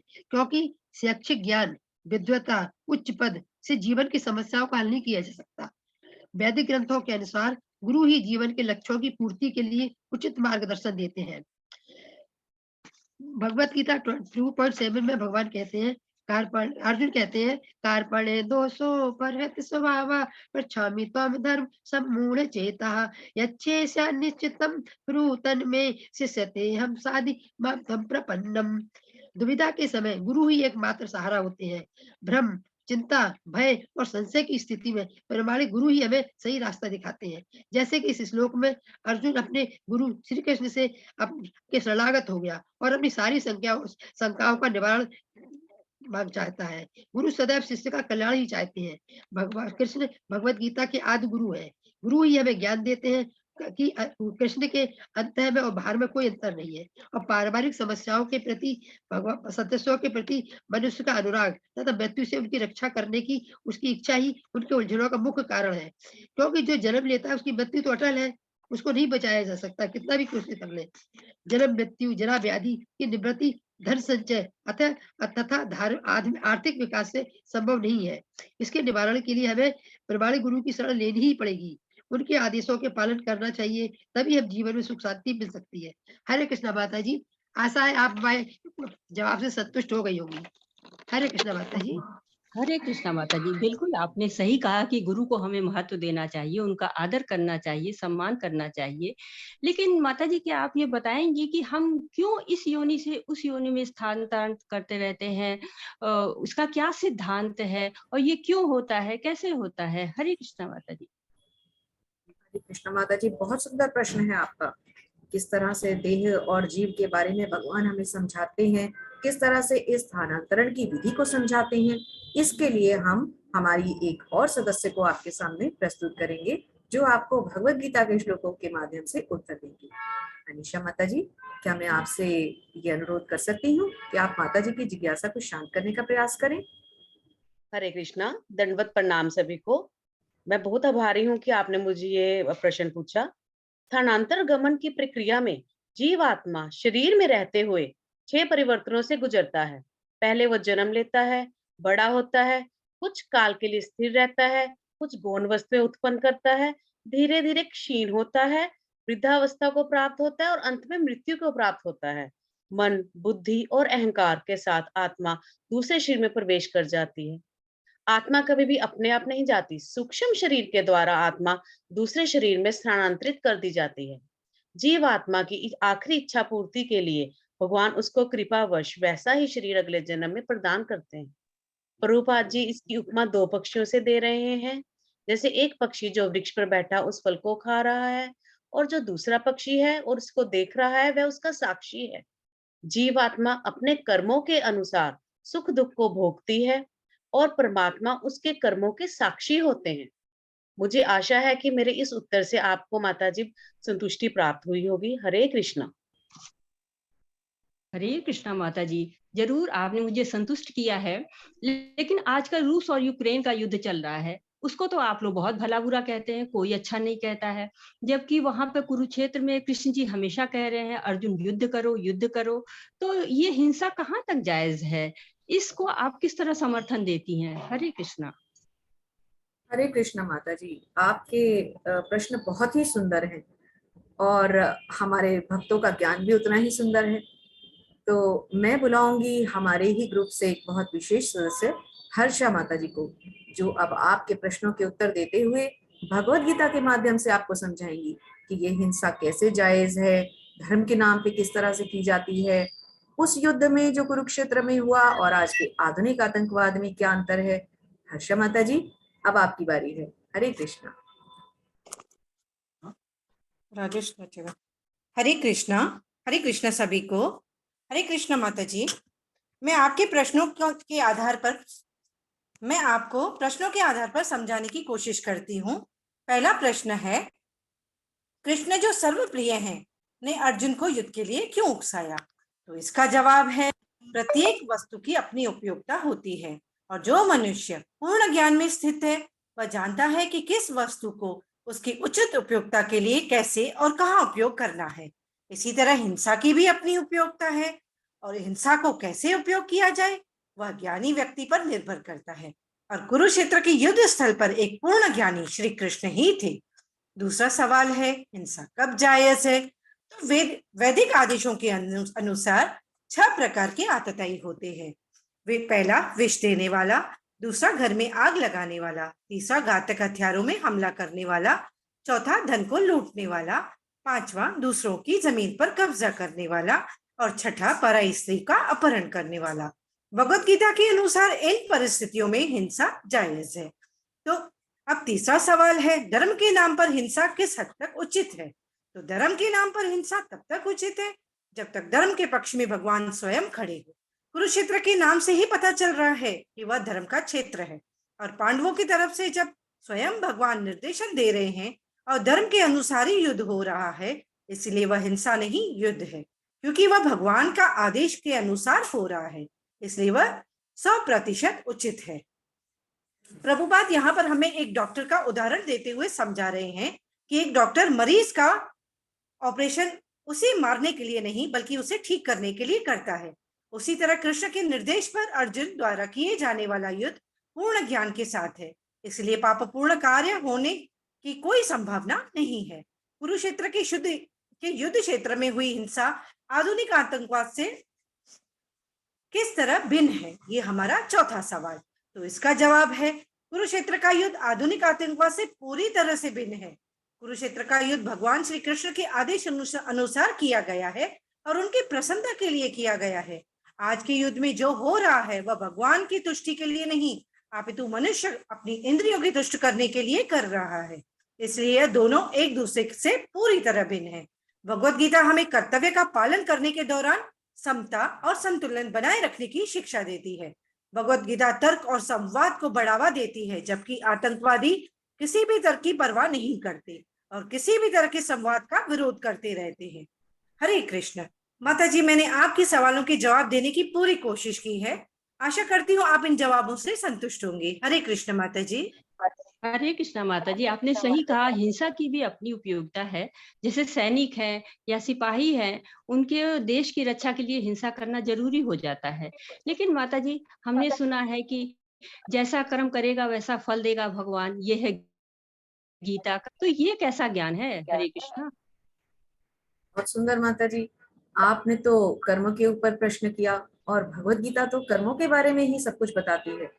क्या लेखा जोखा है, कैसे कर्म करने चाहिए, यही सब तो है भगवत गीता का मूल ज्ञान। तो इसके लिए हमारे बीच में हमारी एक और विशेष भक्त है, अनामिका माता जी, जो अब आपको बताएंगी किस तरह से भगवान ने अर्जुन को कर्मों का ज्ञान दिया। हरे कृष्णा अनामिका माता जी। हरे कृष्णा माता जी। मैं अपने ज्ञान के अनुसार कर्म योग के बारे में बताती हूँ। कर्म शब्द क्रिया धातु से निकलता, जिसका अभिप्राय कार्य करना। कर्म योग तथा कर्म के माध्यम से योग यानी जीवात्मा को परमात्मा से मिलन। गीता के अनुसार जो कर्म निष्काम भाव से ईश्वर के लिए किए जाते वे बंधन उत्पन्न करते हैं, वे मोक्ष से परम पद की प्राप्ति में सहायक होते हैं। इस प्रकार कर्म फल तथा आसक्ति से रहित होकर ईश्वर के लिए कार्य करना वास्तविक रूप से कर्मयोग है और इसका अनुसरण करने से मनुष्य को प्रगति तथा मोक्ष की प्राप्ति होती है। गीता में 3 प्रकार के कर्म बताए। कर्म उसे कहते सो सकाम भाव से कम फल की इच्छा से किया जाता है, उसका फल कर्म के अनुसार अवश्य मिलता है। अकर्म निष्काम भाव यानी बिना फल की इच्छा से कर्म करना। विकर्म असत कपट हिंसा आदि पाप काम करना है विकर्म। भागवत गीता 2.47 श्लोक में कर्मयोग के संबंध में 4 उपदेश बताया गया है। पहला, कर्म करो परंतु फल की चिंता न करो। हमें अपना कर्म करने का अधिकार है, लेकिन इसका फल हमारे प्रयासों पर निर्भर नहीं है। इसी से अर्जुन को फल की चिंता करने के स्थान पर केवल शुभ कर्म करने पर अपना ध्यान केंद्रित करने का उपदेश देते हैं। वास्तव में सब हम परिणाम पर चिंता नहीं करते तो हमें अपने प्रयासों पर पूरा ध्यान केंद्रित करने में समर्थ हो पाते हैं, जिसका परिणाम पहले से अधिक उत्तम होते हैं। जैसे गोल्फ खेलना, जब लोग गोल्फ खेलते हैं तब उसके परिणाम में रुचि लेते हैं, चाहे उनका स्कोर कम या अधिक क्यों ना हो। यदि वे खेले जाने वाले शॉट पर पूरा ध्यान केंद्रित करते हैं तो वो अपने खेल को और ऊंचाई तक ले जाते हैं। दूसरा, कर्मों का फल हमारे सुख के लिए नहीं है। कार्य करते समय हमें स्मरण रखना चाहिए कि इनका फलों का भोक्ता नहीं, बल्कि इनके फल भगवान की सुख से निर्मित है। श्री कृष्ण अर्जुन को उपदेश देते हैं। तीसरा, अकर्मठता के प्रति असक्त न होना। कभी ऐसी परिस्थिति उत्पन्न होती है जब कार्य करना बोझिल लगता है। ऐसी स्थिति से बचने के स्थान पर हमें श्री कृष्ण द्वारा दिए गए अर्जुन को कर्मयोग के दिव्य ज्ञान के अनुसार उस कार्य को करना चाहिए। चौथा, कर्म करते समय कर्ता होने का अहंकार न करना। कृष्ण अर्जुन को उपदेश देते हैं कि अपने कार्यों के संबंध पूर्ण कल्पित उद्देश्यों का अनुसरण न करें और न ही स्वयं को अपने कार्यों के परिणाम का कारण माने। कर्म से व्यक्ति बंधन से बंधता है, किंतु गीता में कार्य को कुशलता का योग कहा है। योग कर्मेषु कौशलम, गीता 2.50 में, अर्थात कर्मों की कुशलता ही योग है। कर्म योग साधना में मनुष्य बिना कर्म बंधन से बंधे कर्म करता और तथा वह संसारी कर्मों को करते हुए भी मुक्ति प्राप्त कर लेता है। इसलिए हमें कर्ता होने का अभिप्राय अभिमान को त्याग करना होगा और ये स्मरण रखना होगा कि भगवान ही केवल उन शक्तियों का एकमात्र स्रोत है जिनके द्वारा हम कर्म करते हैं। आशा करती हूँ माता जी आप इस उत्तर से संतुष्ट हो गए होंगे। हरे कृष्ण माता जी। हरे कृष्ण सर। हाँ, हरे कृष्णा माता जी, बिल्कुल आपने मुझे संतुष्ट किया है। तो माता जी अब आपका क्या विचार है? अब तो आपको लग रहा होगा कि आपकी जिज्ञासाएं शांत हो गई हैं, तो फिर क्या अब आप भगवत गीता पढ़ना चाहेंगी? हाँ, लाइए दीजिए, देखती हूँ पढ़ के। तो लीजिए माता जी, आप अपने हाथ में इसे लीजिए, इसे पढ़िए और आपको इससे संबंधित क्या ज्ञान समझ में आता है या कुछ समझ में नहीं आता, आपको कैसे ये समझ में आता है कि कुरुक्षेत्र के युद्ध में अर्जुन की क्या स्थिति थी, कृष्ण भावना अमृत का क्या अर्थ है, कर्म क्या है, ज्ञान योग, भक्ति योग, ये सब क्या है। अब आप पढ़िए और हमें बताइए कि आप इससे क्या समझ पाए हैं। हरे कृष्ण माता जी। हरे कृष्णा माता जी, इसमें लिखा हुआ है कि कुरुक्षेत्र के मैदान में अर्जुन हमारे प्रतिनिधि के रूप में भगवान की इच्छा अनुसार अपने शरीर तथा इंद्रियों की स्थिति का वर्णन करते हुए अपने शरीर में जो परिवर्तन हो रहे हैं उनके बारे में बात कर रहे हैं। उनका शरीर कांप रहा है, अपने को भूल रहे हैं, उनका सिर चकरा रहा है, गांडीव धनुष हाथ से सरक रहा है। तो ऐसे लक्षण या तो प्रेम में प्रकट होते हैं या फिर भय में। यह अर्जुन भय तथा देहात बुद्धि का प्रदर्शन कर रहा है। जब मनुष्य भूल जाता है कि उसका स्वार्थ केवल भगवान में है और शारीरिक संबंध में लग जाता है तो अपनी वास्तविक स्थिति को भूल जाता है। और भगवान यहाँ बता रहे हैं कि कैसे स्वयं की इंद्रियों को नियंत्रित किया जा सकता है। और ये 2.58 श्लोक बताया गया है और उसमें कहा गया है कि यदा संघर्ते चायम कुर्मो अंगानीव सर्वशः इंद्रियाणि इंद्रियार्थेभ्य तस्या प्रज्ञा प्रतिष्ठिता। जैसे कछुआ अपने अंगों को खोल के भीतर खींच लेता है, उसी तरह से जो अपनी इंद्रियों को इंद्रिय विषयों में हटा लेता है और पूर्ण चेतना में दृढ़ता में स्थिर रहता है, तो श्री रूप गोस्वामी जी उसको सलाह देते हैं कि अनासक्तस्य विषयान् यथारहम् उपयुञ्जतः व्यक्ति को भौतिक मामलों में अनासक्त रहना चाहिए और कृष्ण भावनामृत में सब कुछ करना चाहिए। जब तक आध्यात्म का ज्ञान नहीं होता है, इंद्रियों से अलग रहना संभव भी नहीं होता है। जैसे डॉक्टर द्वारा मना करने पर भी रोगी का मन अवांछित वस्तुओं में लगा रहता है, लेकिन जब आत्मा भगवान की भक्ति में संलग्न हो जाती है और दिव्य आनंद को प्राप्त कर लेती है, तो वह उस उच्च आनंद का अनुभव करती है। तो स्वतः ही जितनी भी फीकी वस्तुएं होती है, वो सबका आनंद भूल जाती है। जैसे कि महाराज अम्बरीश ने अपनी सारी इंद्रियों को भगवान की सेवा में लगवा दिया था, वैसे ही मन को नियंत्रित करने का यही सबसे सही उपाय लगता है। कृष्ण भावनामृत के अपने अभ्यास में इंद्रियों को इंद्रियों के जो स्वामी हैं उनकी सेवा में लगा देना चाहिए और भक्तों के संग में आरती करना चाहिए, तुलसी सेवा करनी चाहिए, जप माला कीर्तन करना, भगवान को भोग लगाना, प्रसाद पाना, भगवत गीता का पाठ करना, भागवतम का पाठ करना और इस सब के माध्यम से अपनी भक्ति को आगे बढ़ाते रहना चाहिए। श्री प्रभुपाद जी और नमो निष्ठा प्रभु जी तथा शिक्षा गुरु अंकित प्रभु जी, सुधाकर प्रभु जी के मार्गदर्शन में भक्तों के संग अपनी भक्ति को पुष्पित और पल्लवित करना चाहिए।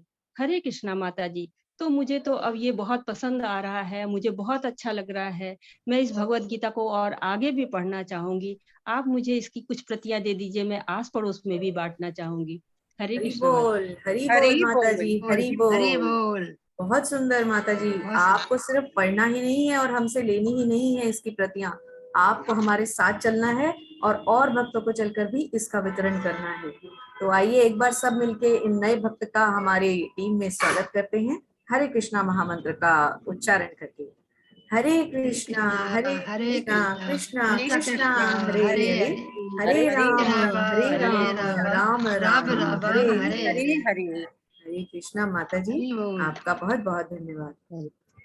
तो इस तरह से बहुत बहुत हमने धन्यवाद। आप सबको ये बताया एक छोटा सा नाट्य रूपांतर करके कि किस तरह से हम प्रभुपाद की सेवा करने की कोशिश कर रहे हैं। और इसमें विशेषकर हम धन्यवाद देंगे अनुराधा माता जी को, जिन्होंने बहुत सुंदर तरह से बताया कि किस तरह जब हम सड़कों पे जाते हैं, भगवत गीता का वितरण करते हैं, तो कितने प्रैक्टिकल क्वेश्चंस का हमें आंसर देना पड़ता है। और वो हम तभी दे सकते हैं जब हमने स्वयं ने भगवत गीता पढ़ी होगी। तो हमने अपने एक छोटे से समय में आपको एक छोटा सा नाटक करके नाट्य रूपांतर के द्वारा ये समझाने की कोशिश की कि हम प्रभुपाद की किस तरह से सेवा कर रहे हैं। तो हमारी टीम के हर सदस्य की तरफ से आप सबका धन्यवाद। हमारी टीम की तरफ से, हमारे टीम के हर सदस्य की तरफ से, हमारे स्लाइड्स के हर शब्द, हर भावना को हम हमारे देव श्री प्रभुपाद को समर्पित करते हैं और वैष्णवों के चरणों में हम सब अब प्रणाम करते हैं। वांछा कल्पतरुभ्यश्च कृपा सिन्धुभ्य एव च पतितानां पावनेभ्यो वैष्णवेभ्यो नमो नमः। अनंत कोटि वैष्णव वृंद की जय। श्रीला प्रभुपाद महाराज की जय। गीता मैराथन मंत्र की जय। हरे कृष्णा। आप सबका बहुत बहुत धन्यवाद। हरि बोल, हरे कृष्ण, धन्यवाद धन्यवाद। हरे कृष्णा। बहुत सुंदर एक जो निकाल के लाए हैं, जैसे उसमें गीता से फेच किया, तो बड़ा इनोवेटिव और काफी मतलब जैसे कहते हैं आकर्षित करता है कि सुनते रहें, काफी अटेंटिव होके लोग सुनते भी हैं, करते भी हैं। आपने बहुत अच्छा बनाया, एक नाट्य रूपारण दिया जिससे कि लोग बिल्कुल एक तरफ देखते रहे कि कड़ी टूट ना जाए तो उसको सुनते रहते हैं। और बहुत अच्छे शब्द लेके आए, मतलब गीता से जैसे नीड होती ना कि कैसे इस श्लोका को समझे, तो वैसे ही आपने उसको, जैसे भगवान कहते हैं कि मोती में जो प्रे रहते हैं उसमें माला में, तो उसका धागा नहीं दिखता है, तो वैसे ही प्रभु कहते हैं कि श्री कृष्ण की मैं वैसे ही हूँ, दिखता नहीं हूँ, और मोती जो पर्ल हैं वो ऐसे ही उसमें माला में गुथे रहते हैं। तो ऐसे ही आपने एक एक करके स्लाइड जो हुए मोती हो गई, और जो इसका धागा है वो सारे डिवोटीज बैसड़ब हो गए। अब जहाँ पे यहाँ पे हिंसा और अहिंसा आया, तो इसी ग्रुप से मेरा क्वेश्चन है कि प्रभुपाद एक्चुअल किसको हिंसा मानते हैं, किसको अहिंसा मानते हैं? गीता के उन्होंने अपने जो तात्पर्य है उसमें लिखा हुआ है, बोला हुआ है कि हिंसा क्या, आचार्य लोग क्या बताते हैं कि हिंसा किसे मानते हैं और अहिंसा किसे मानते हैं? हरे कृष्ण। तो हमारे ग्रुप से हम हैंड रेज लिखेंगे और इसका उत्तर देने का प्रयास करते हैं। तो अब बाकी सब एक बार अपना हैंड डाउन कर लें और जब हमें उत्तर देने हैं तो केवल हम तभी हैंड रेज करेंगे। हरे कृष्ण। तो प्रभु जी, एक तो हिंसा, इसी को अहिंसा माना जाता है कि हम किसी को भी किसी तरह का कोई दुख ना पहुंचाए, ये अहिंसा है। शारीरिक रूप से भी, मानसिक रूप से भी ये अहिंसा है, अगर हम किसी को दुख नहीं पहुंचाते। और विनोद प्रभु जी का भी हैंड रेस है, वो भी ऐड करेंगे। और दूसरा जो कि हमने अभी सीखा कि जैसे कि अगर हम पुराने समय से चलते हैं, तो इवन अगर हम यज्ञों के काल से भी चलते हैं, तो यज्ञों में भी पशुओं की बलि दी जाती थी, तो होने को तो वो भी हिंसा है, लेकिन उस हिंसा से उस पशु को उस समय में ऐसे मंत्रोच्चारण किए जाते थे जिनसे कि उसको एक नवीन शरीर प्राप्त होता था, तो फिर हम उसको हिंसा नहीं मान सकते। तीसरी बात, जिस तरह से भगवान के लिए अगर हम कोई कर्म करते हैं, जैसे कि अर्जुन ने किया, तो इस युद्ध को भी हम हिंसा नहीं मान सकते, क्योंकि ये भी भगवान की प्रसन्नता और उनके आदेशों के मुताबिक ही किया गया। तो मैं और सदस्यों से भी कहूंगी, आप कृपा करके, मुझे उतना ज्ञान नहीं है, आप लोग कृपया करके हैंड रेज करें और प्रभु जी के प्रश्न का उत्तर दें। हरे कृष्णा। हमारे ग्रुप से कृपया हैंड रेज करें। ओके, सुमन लता त्यागी माता जी। हरे कृष्ण सुमन माता जी। हरे कृष्ण प्रभु जी।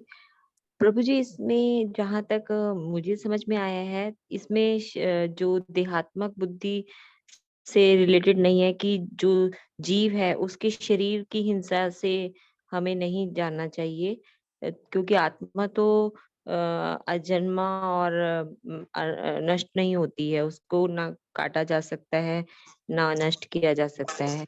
उसको आत्मा का ज्ञान देना जो है वो जरूरी है उसको। और अगर हम आत्मा का ज्ञान और शरीर का ज्ञान नहीं देते तो ये अहिंसा मानी गई है।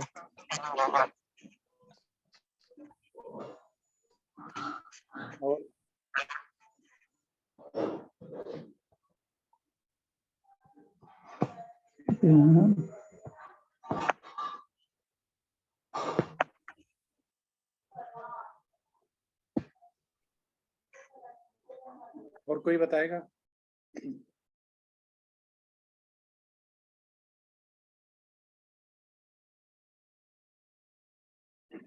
और कोई ट्राई करेगा? प्रभुपाद के तात्पर्य और आचार्यों के तात्पर्य में हिंसा और अहिंसा एक बैसड़प के लिए क्या बोला गया है?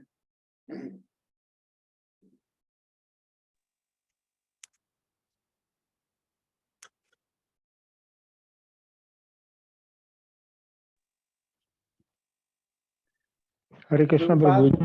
हाँ, यस यस।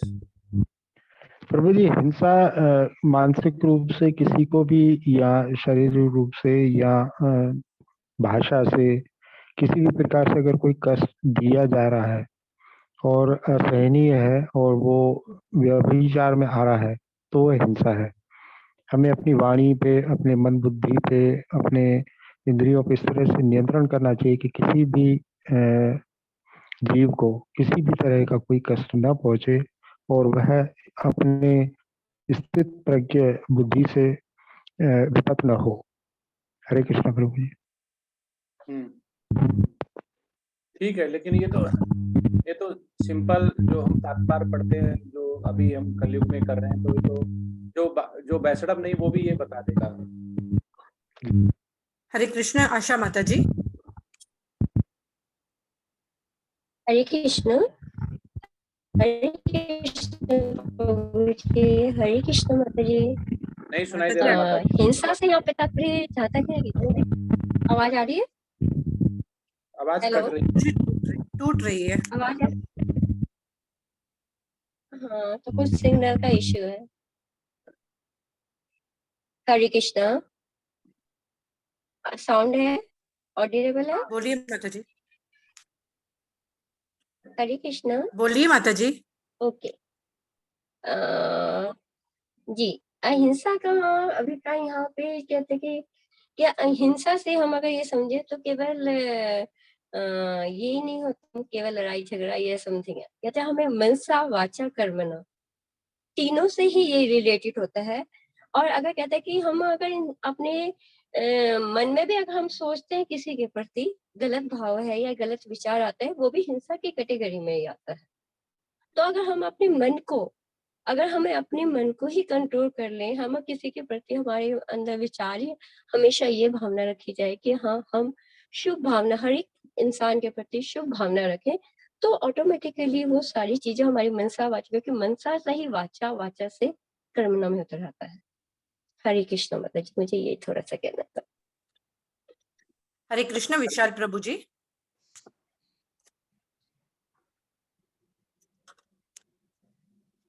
अनम्यूट करें प्रभु जी।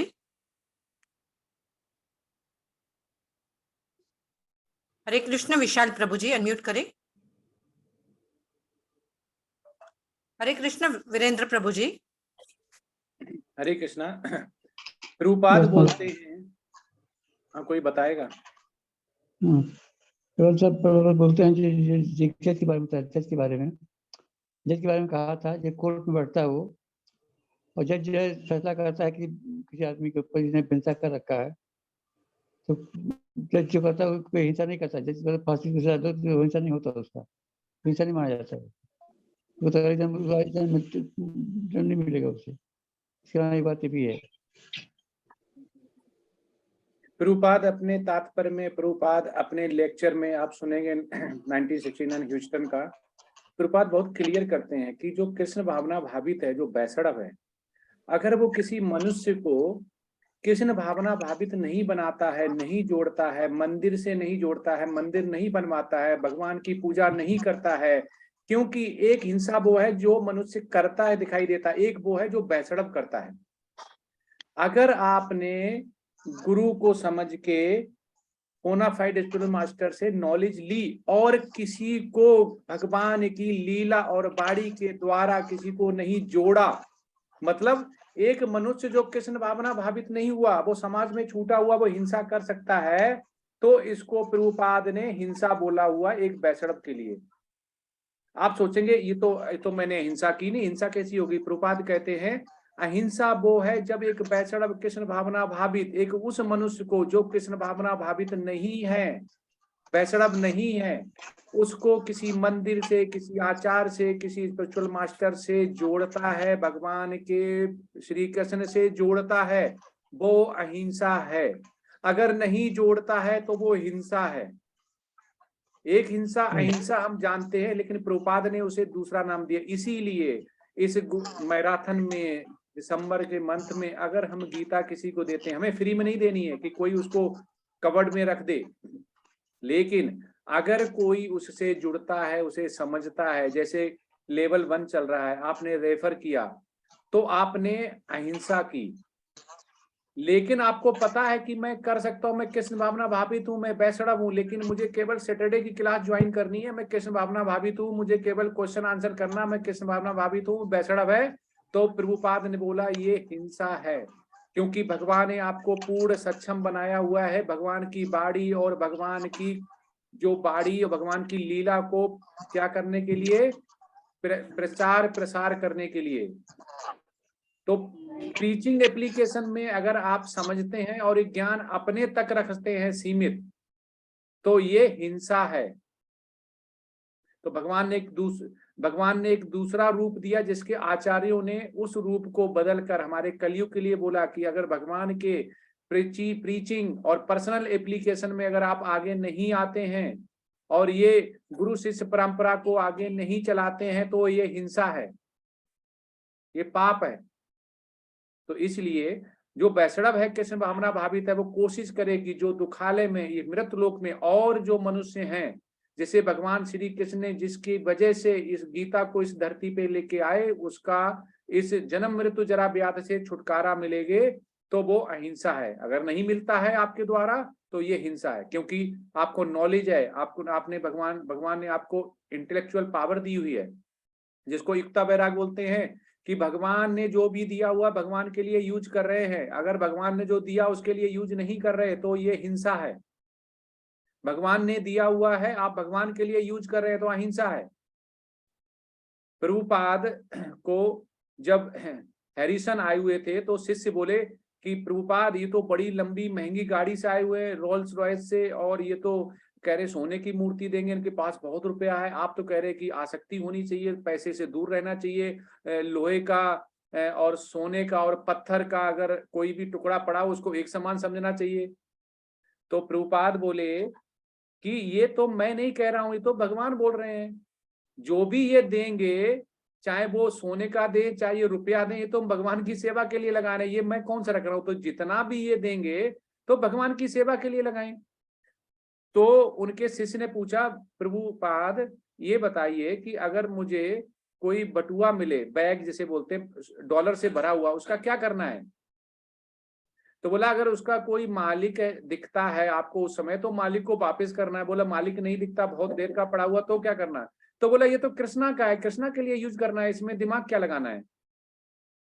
तो बोला नहीं प्रभुपाद ये तो चोरी हो जाएगी, मैं तो चोर कहलाऊंगा। तो बोले कृष्ण से बड़ा चोर कोई नहीं है इस पूरे पृथ्वी पे, इस पूरे यूनिवर्स में। उन्होंने क्या नहीं चुराया, उन्होंने माखन चुराया, उन्होंने जितनी गोपियां थी उनका चैन चुराया, उन्होंने आध्यात्म को चुरा के विष्णु और ब्रह्मा और शिव सबको ही जो दूध और दही बोलते हैं उसमें उनको चुराया। तो लेकिन जो सब कुछ कृष्णा का अगर कृष्णा के लिए यूज करते हैं, जब तक उसका असल मालिक नहीं मिलता है तो वो चोरी नहीं होती है। तो प्रभुपाद यही कहना चाहते हैं कि हिंसा और अहिंसा एक बैसड़ब अलग रूप से देखे। वो ये ना देखे कि जानवर को मारा जा रहा है, चींटी को मारा जा रहा है, मनुष्य को मारा जा रहा है, यही हिंसा है।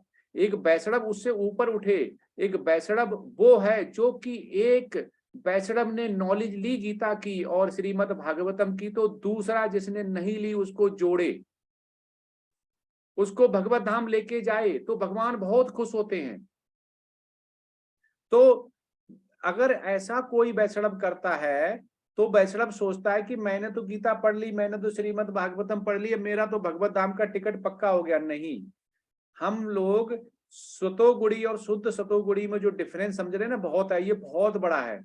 तो भगवान खुद कहते हैं कोई हजारों में एक बिरला ही होता है जो मुझे समझ पाता है, मेरे तक आ पाता है। उस बिरला में ये सीढ़ी भी आती है जिसमें कि हिंसा और अहिंसा आती है। हम हमेशा हिंसा अहिंसा मनुष्य के रूप में देखते हैं, हम कृष्ण भावना भावित के रूप में देखें, हम हमेरा बैसड़ब के रूप में देखें, तो ही हमें हिंसा और अहिंसा समझ में आएगी। तो एक नया आयाम दिया है प्रभुपाद ने, हमारे आचार्य ने, श्री प्रभुपाद ने यही बोला हुआ है कि एक बैसड़ब को, कृष्ण भावना भावित को अलग तरह से देखना है। तो हिंसा अहिंसा का हमारे लिए, बैसड़ब के लिए, कृष्ण भावना भावित होने के लिए जज का या जानवर का बलि देना उससे बहुत ऊपर उठ के है, क्योंकि हमें सतोगुणी से शुद्ध सतोगुणी में जाना है। हमें सारे वो आयाम तोड़ डालने हैं जो जन्म मृत्यु जरा व्याध में आड़े आते हैं, जो हमें विचलित करते हैं। तो प्रभुपाद ने जो हमें दिया हुआ है उसका हमें अनुसरण करना है कि ना कि अनुकरण करना है। तो जब हम ये कर लेते हैं तो जाता, इसमें ये आता है जो आपने प्रेजेंटेशन दी कि जो मुक्ति, जब हम बोलते हैं जन्म मृत्यु जरा व्याध, और हम आत्मा बोल देते हैं, कभी शरीर बोल देते हैं, अलग होना चाहिए। तो इसमें मुक्ति का वास्तविक अर्थ क्या है, इसी ग्रुप से मेरा क्वेश्चन है, कोई बताएगा? जिसमें हमें गुरु गुरु शब्द बहुत बार आया, लेकिन गुरु का शब्द आने के बाद श्री कृष्ण ने भी संदीपन मुनि अपने गुरु बनाए हुए हैं, ठीक है। लेकिन अगर हमें मुक्ति मिलती है तो मुक्ति का वास्तविक अर्थ क्या है? हम कहते हैं ना मुक्ति चाहिए, मुक्ति मिल जाएगी, लेकिन प्रभुपाद के द्वारा, तात्पर्य के द्वारा, प्रभुपाद ने जो लिखा, जो बोला अपनी बाणी से, भगवान ने जो बोला, उसके मीनिंग क्या है, मतलब मुक्ति का मतलब क्या है?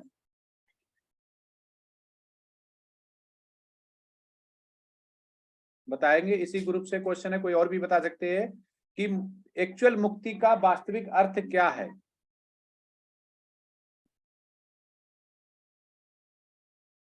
उमा माता जी। हरे कृष्ण रूमा माता जी। जी प्रभु जी, प्रयास करती हूँ। तो प्रभु जी, एक तो मुक्ति का अर्थ यही है कि जन्म मृत्यु जरा व्याधि से मुक्ति, अर्थात जो मनुष्य है उसकी कर्म और कर्म के फलों से जो उसका बंधन है, तो उस कर्म बंधन से उसको मुक्ति हो। और दूसरा अर्थ यही है कि इस मुक्ति, जैसे हम सांख्य और भक्ति योग में डिफरेंस समझते हैं कि सांख्य कहता है कि मैटर से डिटैचमेंट और भक्ति योग कहता है स्पिरिट से अटैचमेंट। तो कहीं ना कहीं वो बात भी मुझे लगता है कि इसमें लॉजिकली फिट बैठती है कि अर्थ ये है कि हम या तो भगवान से जुड़ जाएं और फिर हम इन सब चीजों से छूट जाएं। तो मुझे तो यही समझ में आता है प्रभु जी की मुक्ति का अर्थ यही है कि हम कर्म और कर्म बंधनों से अपने आप को अलग करें, और धीरे धीरे हम जब भगवान की तरफ बढ़ेंगे तो ऑटोमेटिकली हम इस जन्म मृत्यु जरा व्याधि के चक्र से छूट जाएंगे।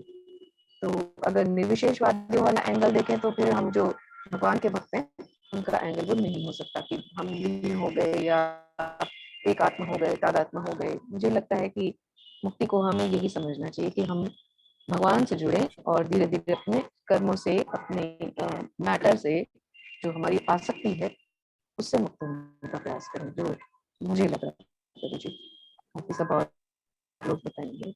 माता जी आपकी आवाज में बहुत डिस्टरबेंस है, शायद एक डिवाइस बंद कर दें तो।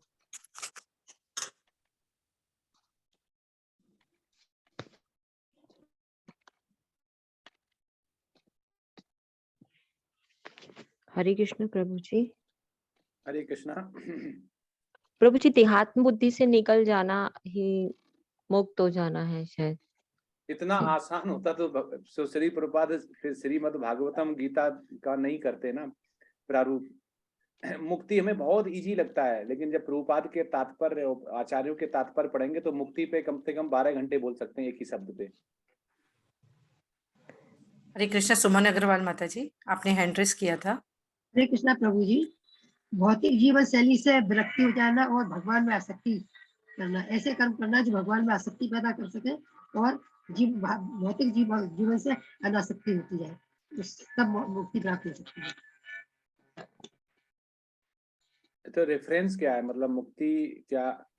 हम जब भी कोई कोट करते हैं, रेफरेंस देते हैं, तो या तो भगवत गीता या श्रीमद् भागवतम होना चाहिए। ऐसा आचार्य लोग बोलते हैं कि जब भी हम क्वेश्चन आंसर या कुछ भी करें, बोलें, तो उसका कोट या रेफरेंस हमेशा होना चाहिए। ऐसा नहीं कि हमने जो भी नॉन स्पिरिचुअल मास्टर है उसका सुन लिया और कुछ बोला या कुछ है, तो हमेशा हमारा रेफरेंस होना चाहिए। तो प्रभुपाद जब भी कोट करते हैं, उनकी जितनी भी आप देखेंगे जो वाणी है, तो उसमें प्रभुपादा कोट या प्रभुपादा वाणी आप सुनेंगे तो वो श्रीमद् भागवतम का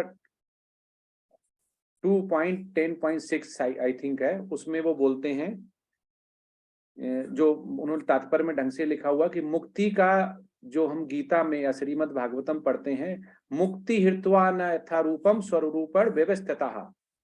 उन्होंने 3 ही शब्द बोले, क्योंकि मुक्ति हर्ता तो न था रूपम 1, स्वरूपेण 2, अब व्यवस्थिता 3। तो पहला क्या है? भौतिक चेतना से स्वतंत्रता। पहला पॉइंट प्रभुपाद बोलते हैं जब तक भौतिक चेतना, अभी आता है कि भौतिक चेतना क्या है, अभी तक तो हम समझ नहीं पा रहे हैं। भौतिक चेतना जिसमें कि हम 24 आवर्स भगवान के बारे में नहीं सोच पाते हैं, तो वो पल, वो क्षण जिसमें हम भौतिक चेतना में चले जाते हैं।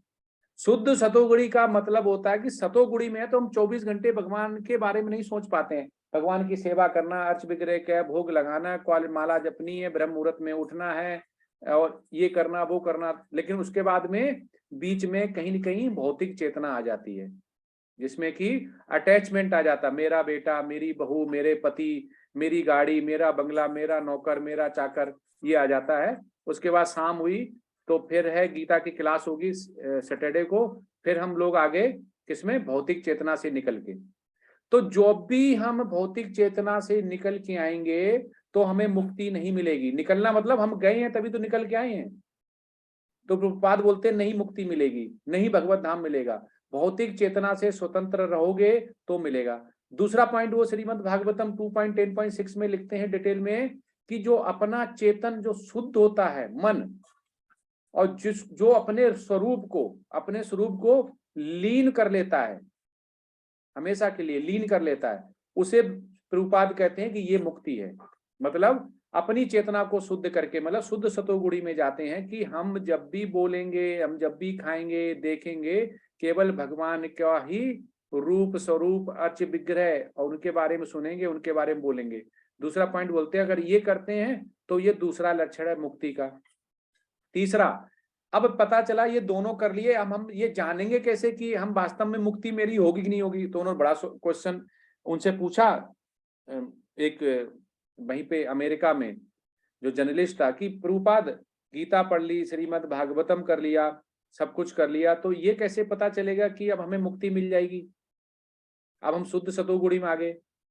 वो कह रहे जो मनुष्य गीता, श्रीमद् भागवतम, आचार्य कृष्ण को मानने वाला, अर्जुन को अनुसरण करने वाला करता है, इंद्रियों को कंट्रोल कर लेता, ऊपर दोनों पॉइंट कर लेता, भौतिक चेतना से स्वतंत्रता हो जाता है और अपना चेतन को शुद्ध कर देता है और शुद्ध सतोगुणी में चला जाता है और लीन हो जाता है भगवान में, वो दिव्य सुख को पा लेता है। दिव्य सुख, वो हमेशा आनंदित रहेगा, उसको कभी भी दुख या सुख में ज्यादा फर्क नहीं लगेगा।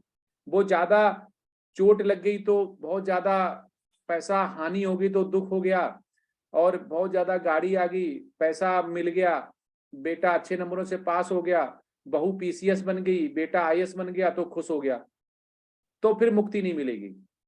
वो कह रहे कि उनसे उसको दिव्य सुख होना चाहिए, समभाव जिसे बोलता है, समभाव रहना चाहिए। अगर ये सर्वोच्च सिद्धि प्राप्त अगर हो जाती है तो उसको मुक्ति बोलते हैं। लेकिन प्रभुपाद फिर ये बोलते हैं कि जो भगवान भी बोलते हैं कि जो शुद्ध भक्त होता है उसे कभी मुक्ति नहीं चाहिए होती, उसे भक्ति चाहिए होती है। जो शुद्ध भक्त होगा तो ये जो हम कहते हैं ना कि सतोगुणी और शुद्ध सतोगुणी में बहुत ही आसान है, नहीं आसान है। हम जब भी मुक्ति मांगेंगे तो हम सतोगुणी में ही रहेंगे, लेकिन जैसे ही हम मुक्ति से ऊपर बोलेंगे भगवान हमें तेरी भक्ति चाहिए, चाहे मुझे इस जन्म में करवा, चाहे मुझे वैकुंठ लोक में करवा। अब मेरा क्वेश्चन ये अगला है इसी ग्रुप से या पूरे से, कि प्रभुपाद इसी कैंटो में लेक्चर में बोलते भी हैं कि मान लो कोई भगवान के अर्च विग्रह की सब कुछ कर लिया उसने कंट्रोल, तीनों पॉइंट कर लिए और वो बैकुंठ लोक पहुंच गया, उसे जाना था भगवत धाम। अब वो बैकुंठ लोक से भगवत धाम कैसे जाएगा? ऐसा क्या गलती, कैसे गिर गया वो, क्या गलती होगी? वो तो कह रहा था हम शुद्ध सतोगुणी में थे, जब उसने आंखें खोली, जब उसका शरीर वहां पे सूक्ष्म शरीर जो बोलते हैं वो गया तो उसने देखा कि तो बैकुंठ लोक आ गए। अब बैकुंठ लोक से वो आध्यात्म या जैसे भी बोलते हैं चेतना से या कैसे क्या करके वो भगवान के भगवत धाम जाएगा। हरे कृष्णा। मुझे एक बार प्रश्न दोबारा समझाइए प्लीज। भगवत धाम से बैकुंठ धाम जाएगा या बैकुंठ धाम से भगवत धाम? एक बार भगवत धाम से बैकुंठ धाम तो जा ही नहीं सकता है वो। बैकुंठ से भगवत धाम कैसे जाएगा? अगर मान लो हमें नहीं पता ना हम कहाँ जाएंगे, हमने अभी 10-20 साल से 30 साल निकाल दिए, अब बोले कि अब हम भक्ति चालू करेंगे और बुरी तरह चालू करेंगे और ये करेंगे और मैं भगवत धाम जाऊंगा। लेकिन हमें भगवान को पता कि हमने पिछले जन्म में कितने, जैसे धृतराष्ट्र को 50 जन्मों बाद वो जो उसने पाप 50 जन्म पहले किए थे वो 50 जन्म बाद उनको उसका फल मिला। जो 100 बेटे उनके जो हमने खुद अंधे और 100 बेटे मारे गए, तो उन्होंने एक चिड़िया का बच्चे मारे थे और उसकी आंखें फोड़ी थी।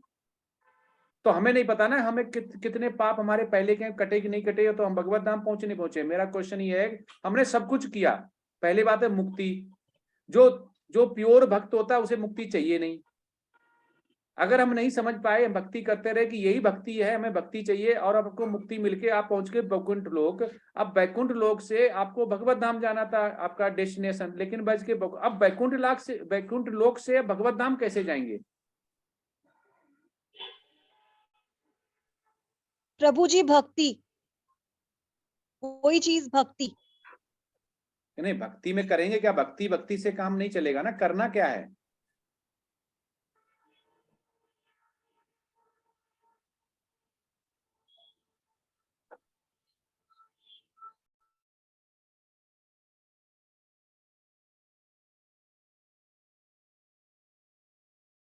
कौन बताएगा? इतने बैसड़ब लोग हैं, कृष्ण भावना भावित हैं, तो कोई तो बता सकता है कि यही तो सबको चाहिए भगवत नाम, सबको जाना। आप पहुंच गए, आप अपने आप के ले लो ना, आप पहुंच गए बैकुंठ लोग। अब तो आप शिकायत करोगे ना, प्रभु हम तो 16 माला करते थे, ब्रह्म मुहूर्त में उठते थे, प्रेजेंटेशन बहुत अच्छी बनाई हमने, सारे क्वेश्चन के आंसर किए, हम तो या बैकुंठ लोक में फंस गए, ये क्या हुआ? इसका उत्तर आप दीजिए सर।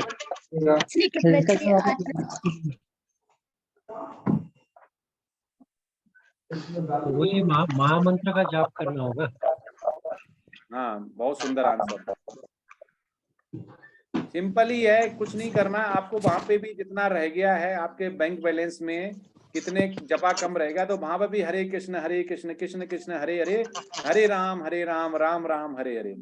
बिल्कुल टोली बना लेनी है, वहां पे अलग से करते रहो। जैसे ही आपका पूरा हो जाएगा, जैसे ही आपका जो कमी रहेगी पूरी हो जाएंगी, आपका प्रमोशन हो जाएगा, आप सीधे ही बैकुंठ लोक से भगवत धाम पहुंच जाएंगे। ऐसे बहुत से क्वेश्चन हमारे जय पताका स्वामी महाराज, नंदी प्रभु जी को और श्री प्रभुपाद को क्वेश्चन पूछे गए। हर जो भी उनका एज का डिफरेंस हो, जैसे प्रभुपाद के टाइम पे प्रभुपाद से ये क्वेश्चन पूछे गए, फिर लोगों को कन्विंसिंग नहीं हुआ, फिर पूछे गए, क्योंकि हमें नहीं पता होता कि हमें कौन बताएगा हमें कहाँ जा रहे हैं। अब सुंदर कृष्णानी प्रभु जी और रूमा माता जी दोनों लोग 16 माला जप कर रहे हैं, दोनों लोग सैटरडे को क्लास कर रहे हैं, सब कुछ सेम चल रहा है, सब कुछ सेम। एक पहुंच गए भगवत धाम, दूसरे पहुंच गए बैकुंठ लोक। तो एक तो शिकायत करेगा ना कि वो प्रभु जी मेरे साथ ही सैटरडे की क्लास लेते थे, वो तो बैकुंठ लोक में, मैं यहाँ क्यों फंस गया। तो बैकुंठ लोक वाला बोलेगा मैं यहाँ पे हूँ, मुझे भगवत धाम जाना, तो माता जी वहां पहुंच गई। तो हमें ये पता होना चाहिए कि वो कैसे पैरामीटर हैं, प्रभुपाद ने या आचार्यों ने क्या बोला हुआ है, श्रीमद् भागवतम में क्या लिखा हुआ, गीता में। हमें ज्यादातर हमें रटना नहीं है, हमें श्लोका या तात्पर्य को रटना नहीं है। प्रभुपाद बहुत मना करते हैं इसका लिए कि हमें रटना नहीं है, हमें उसको इम्प्लीमेंट करना है, हमें उसको प्रीचिंग में लेके आना है, तो भगवान मदद करेगा। क्योंकि योग माया और महामाया, इन दोनों में हम इतने भ्रमित हो जाते हैं, हम यही नहीं समझ पाते हैं कि भगवान किसकी बात कर रहा है। हम योग माया को भी महामाया समझ बैठते हैं कि हमारे पीछे ये पड़े हुए। हम अर्जुन का जो दुविधा या विचलित थी उसको भी महामाया समझ सकते हैं, जबकि अर्जुन पे योग माया का था, जो भगवान की शक्ति है, तरंगा शक्ति है, लेकिन हम समझते हैं कि वो महामाया है जो हमारे पीछे पड़ी हुई है। ये फर्क है। हमारे मनुष्यों के लिए अर्जुन और उनमें बहुत फर्क है। अर्जुन बहुत ही शुद्ध, जिसको बोलते भक्त थे, बहुत शुद्ध भक्त थे। तो बोले कि वो भी भक्त थे, वो भी विचलित हो गए, बहुत भगवान तो उनके आसपास थे तब भी विचलित हो गए। अगर हम विचलित हो गए इसमें क्या बड़ी बात हो गई। बड़ी बात ये हो गई कि वो इतने ज्यादा राजघराने के होते हुए उनको कितना भगवान पे विश्वास था, भगवान की लीला में साथ दे रहे थे पूरा। वो विचलित थे नहीं, विचलित लीला के लिए हुए। वो उन्हें सारा पता था कि क्या करना है, भगवान को करवाना था, उनको लीला का पार्ट बनना था। उन्होंने शरणागत कर दी, वो शिष्य बन गए, वो गुरु बन गए। तो जब तक हम गुरु शिष्य परंपरा में रहते हैं और उसको अनुसरण नहीं करते हैं, तब तक हमारा बैकुंठ लोक से प्रमोट होके हम भगवत धाम जाने की नहीं सोच सकते हैं। इसमें शुद्ध सतोगुण और सतोगुण में बहुत कम फर्क है। उस फर्क को ही खत्म करके हम आगे जा सकते हैं। तो इसमें यही था कि इस प्रेजेंटेशन जो इस ग्रुप की बहुत अच्छी, तो मेरा यही है सभी से आग्रह कि हम जो भी प्रभुपाद ने, जो भी जय पताका स्वामी महाराज ने, जो हमारे आचार्य हैं नंदी प्रभु जी ने, इन्होंने जो भी बोला हुआ है वो सारा ही कहीं न कहीं कोट या रेफरेंस लिया हुआ है, कोई इधर से नहीं बोला हुआ है। स्पिरिचुअल बोनाफाइड हैं सारे, और जो बोला हुआ है उसको हमने अगर माना है, अगर उसको हम अनुसरण कर रहे हैं, अनुकरण नहीं अनुसरण, लेकिन हमें उसको समझना है। किसके लिए? हम समझ के अपने पास ही रख रहे हैं कि हमारा तो भला हो गया, हम तो भगवत धाम जाएंगे। तो प्रभुपाद बोले नहीं, ये अगर आपने टैसिट नॉलेज बना ली, टैसिट नॉलेज मतलब अपने पास ही रख लिया। ऐसे श्री कृष्ण भी अपने पास रख सकते थे, वो तो भगवान है, उन्होंने बांट दी, तो वो ब्रेक नहीं होना चाहिए। तो हम, ये बहुत अच्छा दिसंबर मंथ है, हम गीता का वितरण करें, प्रभुपाद की बुकें पढ़ें और को भी मौका दें पढ़ाने की, तो ये अहिंसा होगी। अगर हम नहीं कर पाते हैं ऐसे तो ये हिंसा होगी। तो ये प्रेजेंटेशन बहुत अच्छी थी, लेकिन आप लोग ज्यादातर तात्पर्य को समझने का कोशिश करें और उसको पर्सनल, अपने ऊपर पहले पर्सनल एप्लीकेशन और प्रीचिंग एप्लीकेशन के लिए उसको करें, तभी ये आप प्रभुपाद का पूरा ही मिशन, मूड एंड मिशन है, वो समझ पाएंगे कि उन्होंने क्यों ऐसा दिया हुआ। हरे कृष्णा। अब यही था मेरा, अब आज यहाँ पे विराम देते हैं। 2 प्रभु घंटे। जी, आपने जो ये धृतराष्ट्र जी का एग्जाम्पल दिया कि 50 साल बाद उनको उसका 50 जन्म बाद, जन्म बाद, तो प्रभु जी ऐसा इतना लेट क्यों ये सब होता है? ये कर्म के हिसाब से होता है माता जी, कि किस समय कब कैसा मिलेगा। क्योंकि उनको अगर दूसरी जन्म में ही दिया होता तो भगवान की जो लीला है वो रह जाती ना। भगवान को पता है ना कब देना है, कब लीला करनी है। अगर भगवान को लीला करनी है 5117 साल पहले अगर वो दे देंगे 50,000 साल पहले, तो ना दुर्योधन होगा, ना तो फिर दुर्योधन होगा, ना धृतराष्ट्र होंगे, ना अर्जुन होंगे, ना वो होंगे, तो फिर हम क्या करेंगे इस समय? फिर गीता भी नहीं होगी, तो हम फिर जन्म मृत्यु जरा व्याध में फंसे रहेंगे। तो भगवान जब भी करता है कि हम यहाँ पे विरोध करके आए हुए हैं, भगवत धाम से रुष्ट होके आए, लेकिन एक माता एक पिता अपने पुत्र को कितना भी रुष्ट हो जाए, वो बुढ़ापे तक उस पुत्र को और पिता को नहीं भूलता। अगर वो दोबारा भी घर पे आ जाए, कितना भी बेइज्जत करके गया हो, अगर आगे तो भी पिता और माता उसको अपना लेगी। जी प्रभु जी, जैसे आपने बताया कि कृष्ण जी स्वयं जो एग्जाम्पल दिया था चोरी का, ऐसे ही एक उसमें जर्नलिस्ट ने प्रभुपाद जी से पूछा कि आप कहते हो कृष्ण की क्वालिटीज बताते हो, लेकिन कृष्ण जी ने तो बहुत सारी स्त्रियों को वहां से वो करके और शादी कर ली थी, तो कृष्ण जी कैसे सही? उन्होंने भी तो चोरी की थी। तो उन्होंने प्रभुपाद जी ने यही कहा कि नहीं, कृष्ण जी ने नहीं, आप चोर हो, आपकी जो पत्नी है ना वो कृष्ण की वो है, तो वो आपने चुराया है उनकी उसको। हाँ यस, उन्होंने बोला कि जितनी भी जो नारियां हैं, स्त्रियां हैं, वो सब श्री कृष्ण की हैं, तो आपने उनसे अगर शादी की हुई है तो चोर आप हैं, कृष्ण नहीं है, क्योंकि वो सर्व कारण कारणम है। जी प्रभु जी। तो इसीलिए भगवान श्री कृष्ण से ज्यादा ना तो कोई उनको ठग सकता है और ना उनसे ठाकुर बन सकता है। तो इसीलिए भगवान श्री कृष्ण पूर्ण रूप पुरुषोत्तम बोले गए हैं, और श्री कृष्ण है वो भगवान है, सर्व कारणों के कारण है। तो हम जब उनके शरणागत हो जाएंगे तो भगवान हमारी रक्षा करेगा, और जब हमारा रक्षा करता है तो हम वैसे ही धीमे धीमे भगवत धाम की तरफ जाते हैं। तो हम कोशिश करें कि अनकंट्रोल्ड जो माइंड है वो वर्स्ट एनिमी होता है, तो उसको हम लेके जाएं कंट्रोल माइंड, बेस्ट फ्रेंड की तरफ। तो भगवान हमारी, क्योंकि भगवान जो अपनी खुद मदद करता है, भगवान उसकी खुद मदद करते हैं, ऐसा भगवान खुद बोलते हैं कि बंद्वारात्मनस्ते जिता 6.6 में बोला हुआ ना, अनात्मन सस्तु सत्वरे बरते तात्म सत्व बरता। तो हमें अपने मन को कंट्रोल करना है, अच्छा मित्र बनाना है, और जो भी ऐसा असफल अगर हो जाता है उसमें करने के लिए, तो उसका सबसे बड़ा मन है वो शत्रु बन जाता है।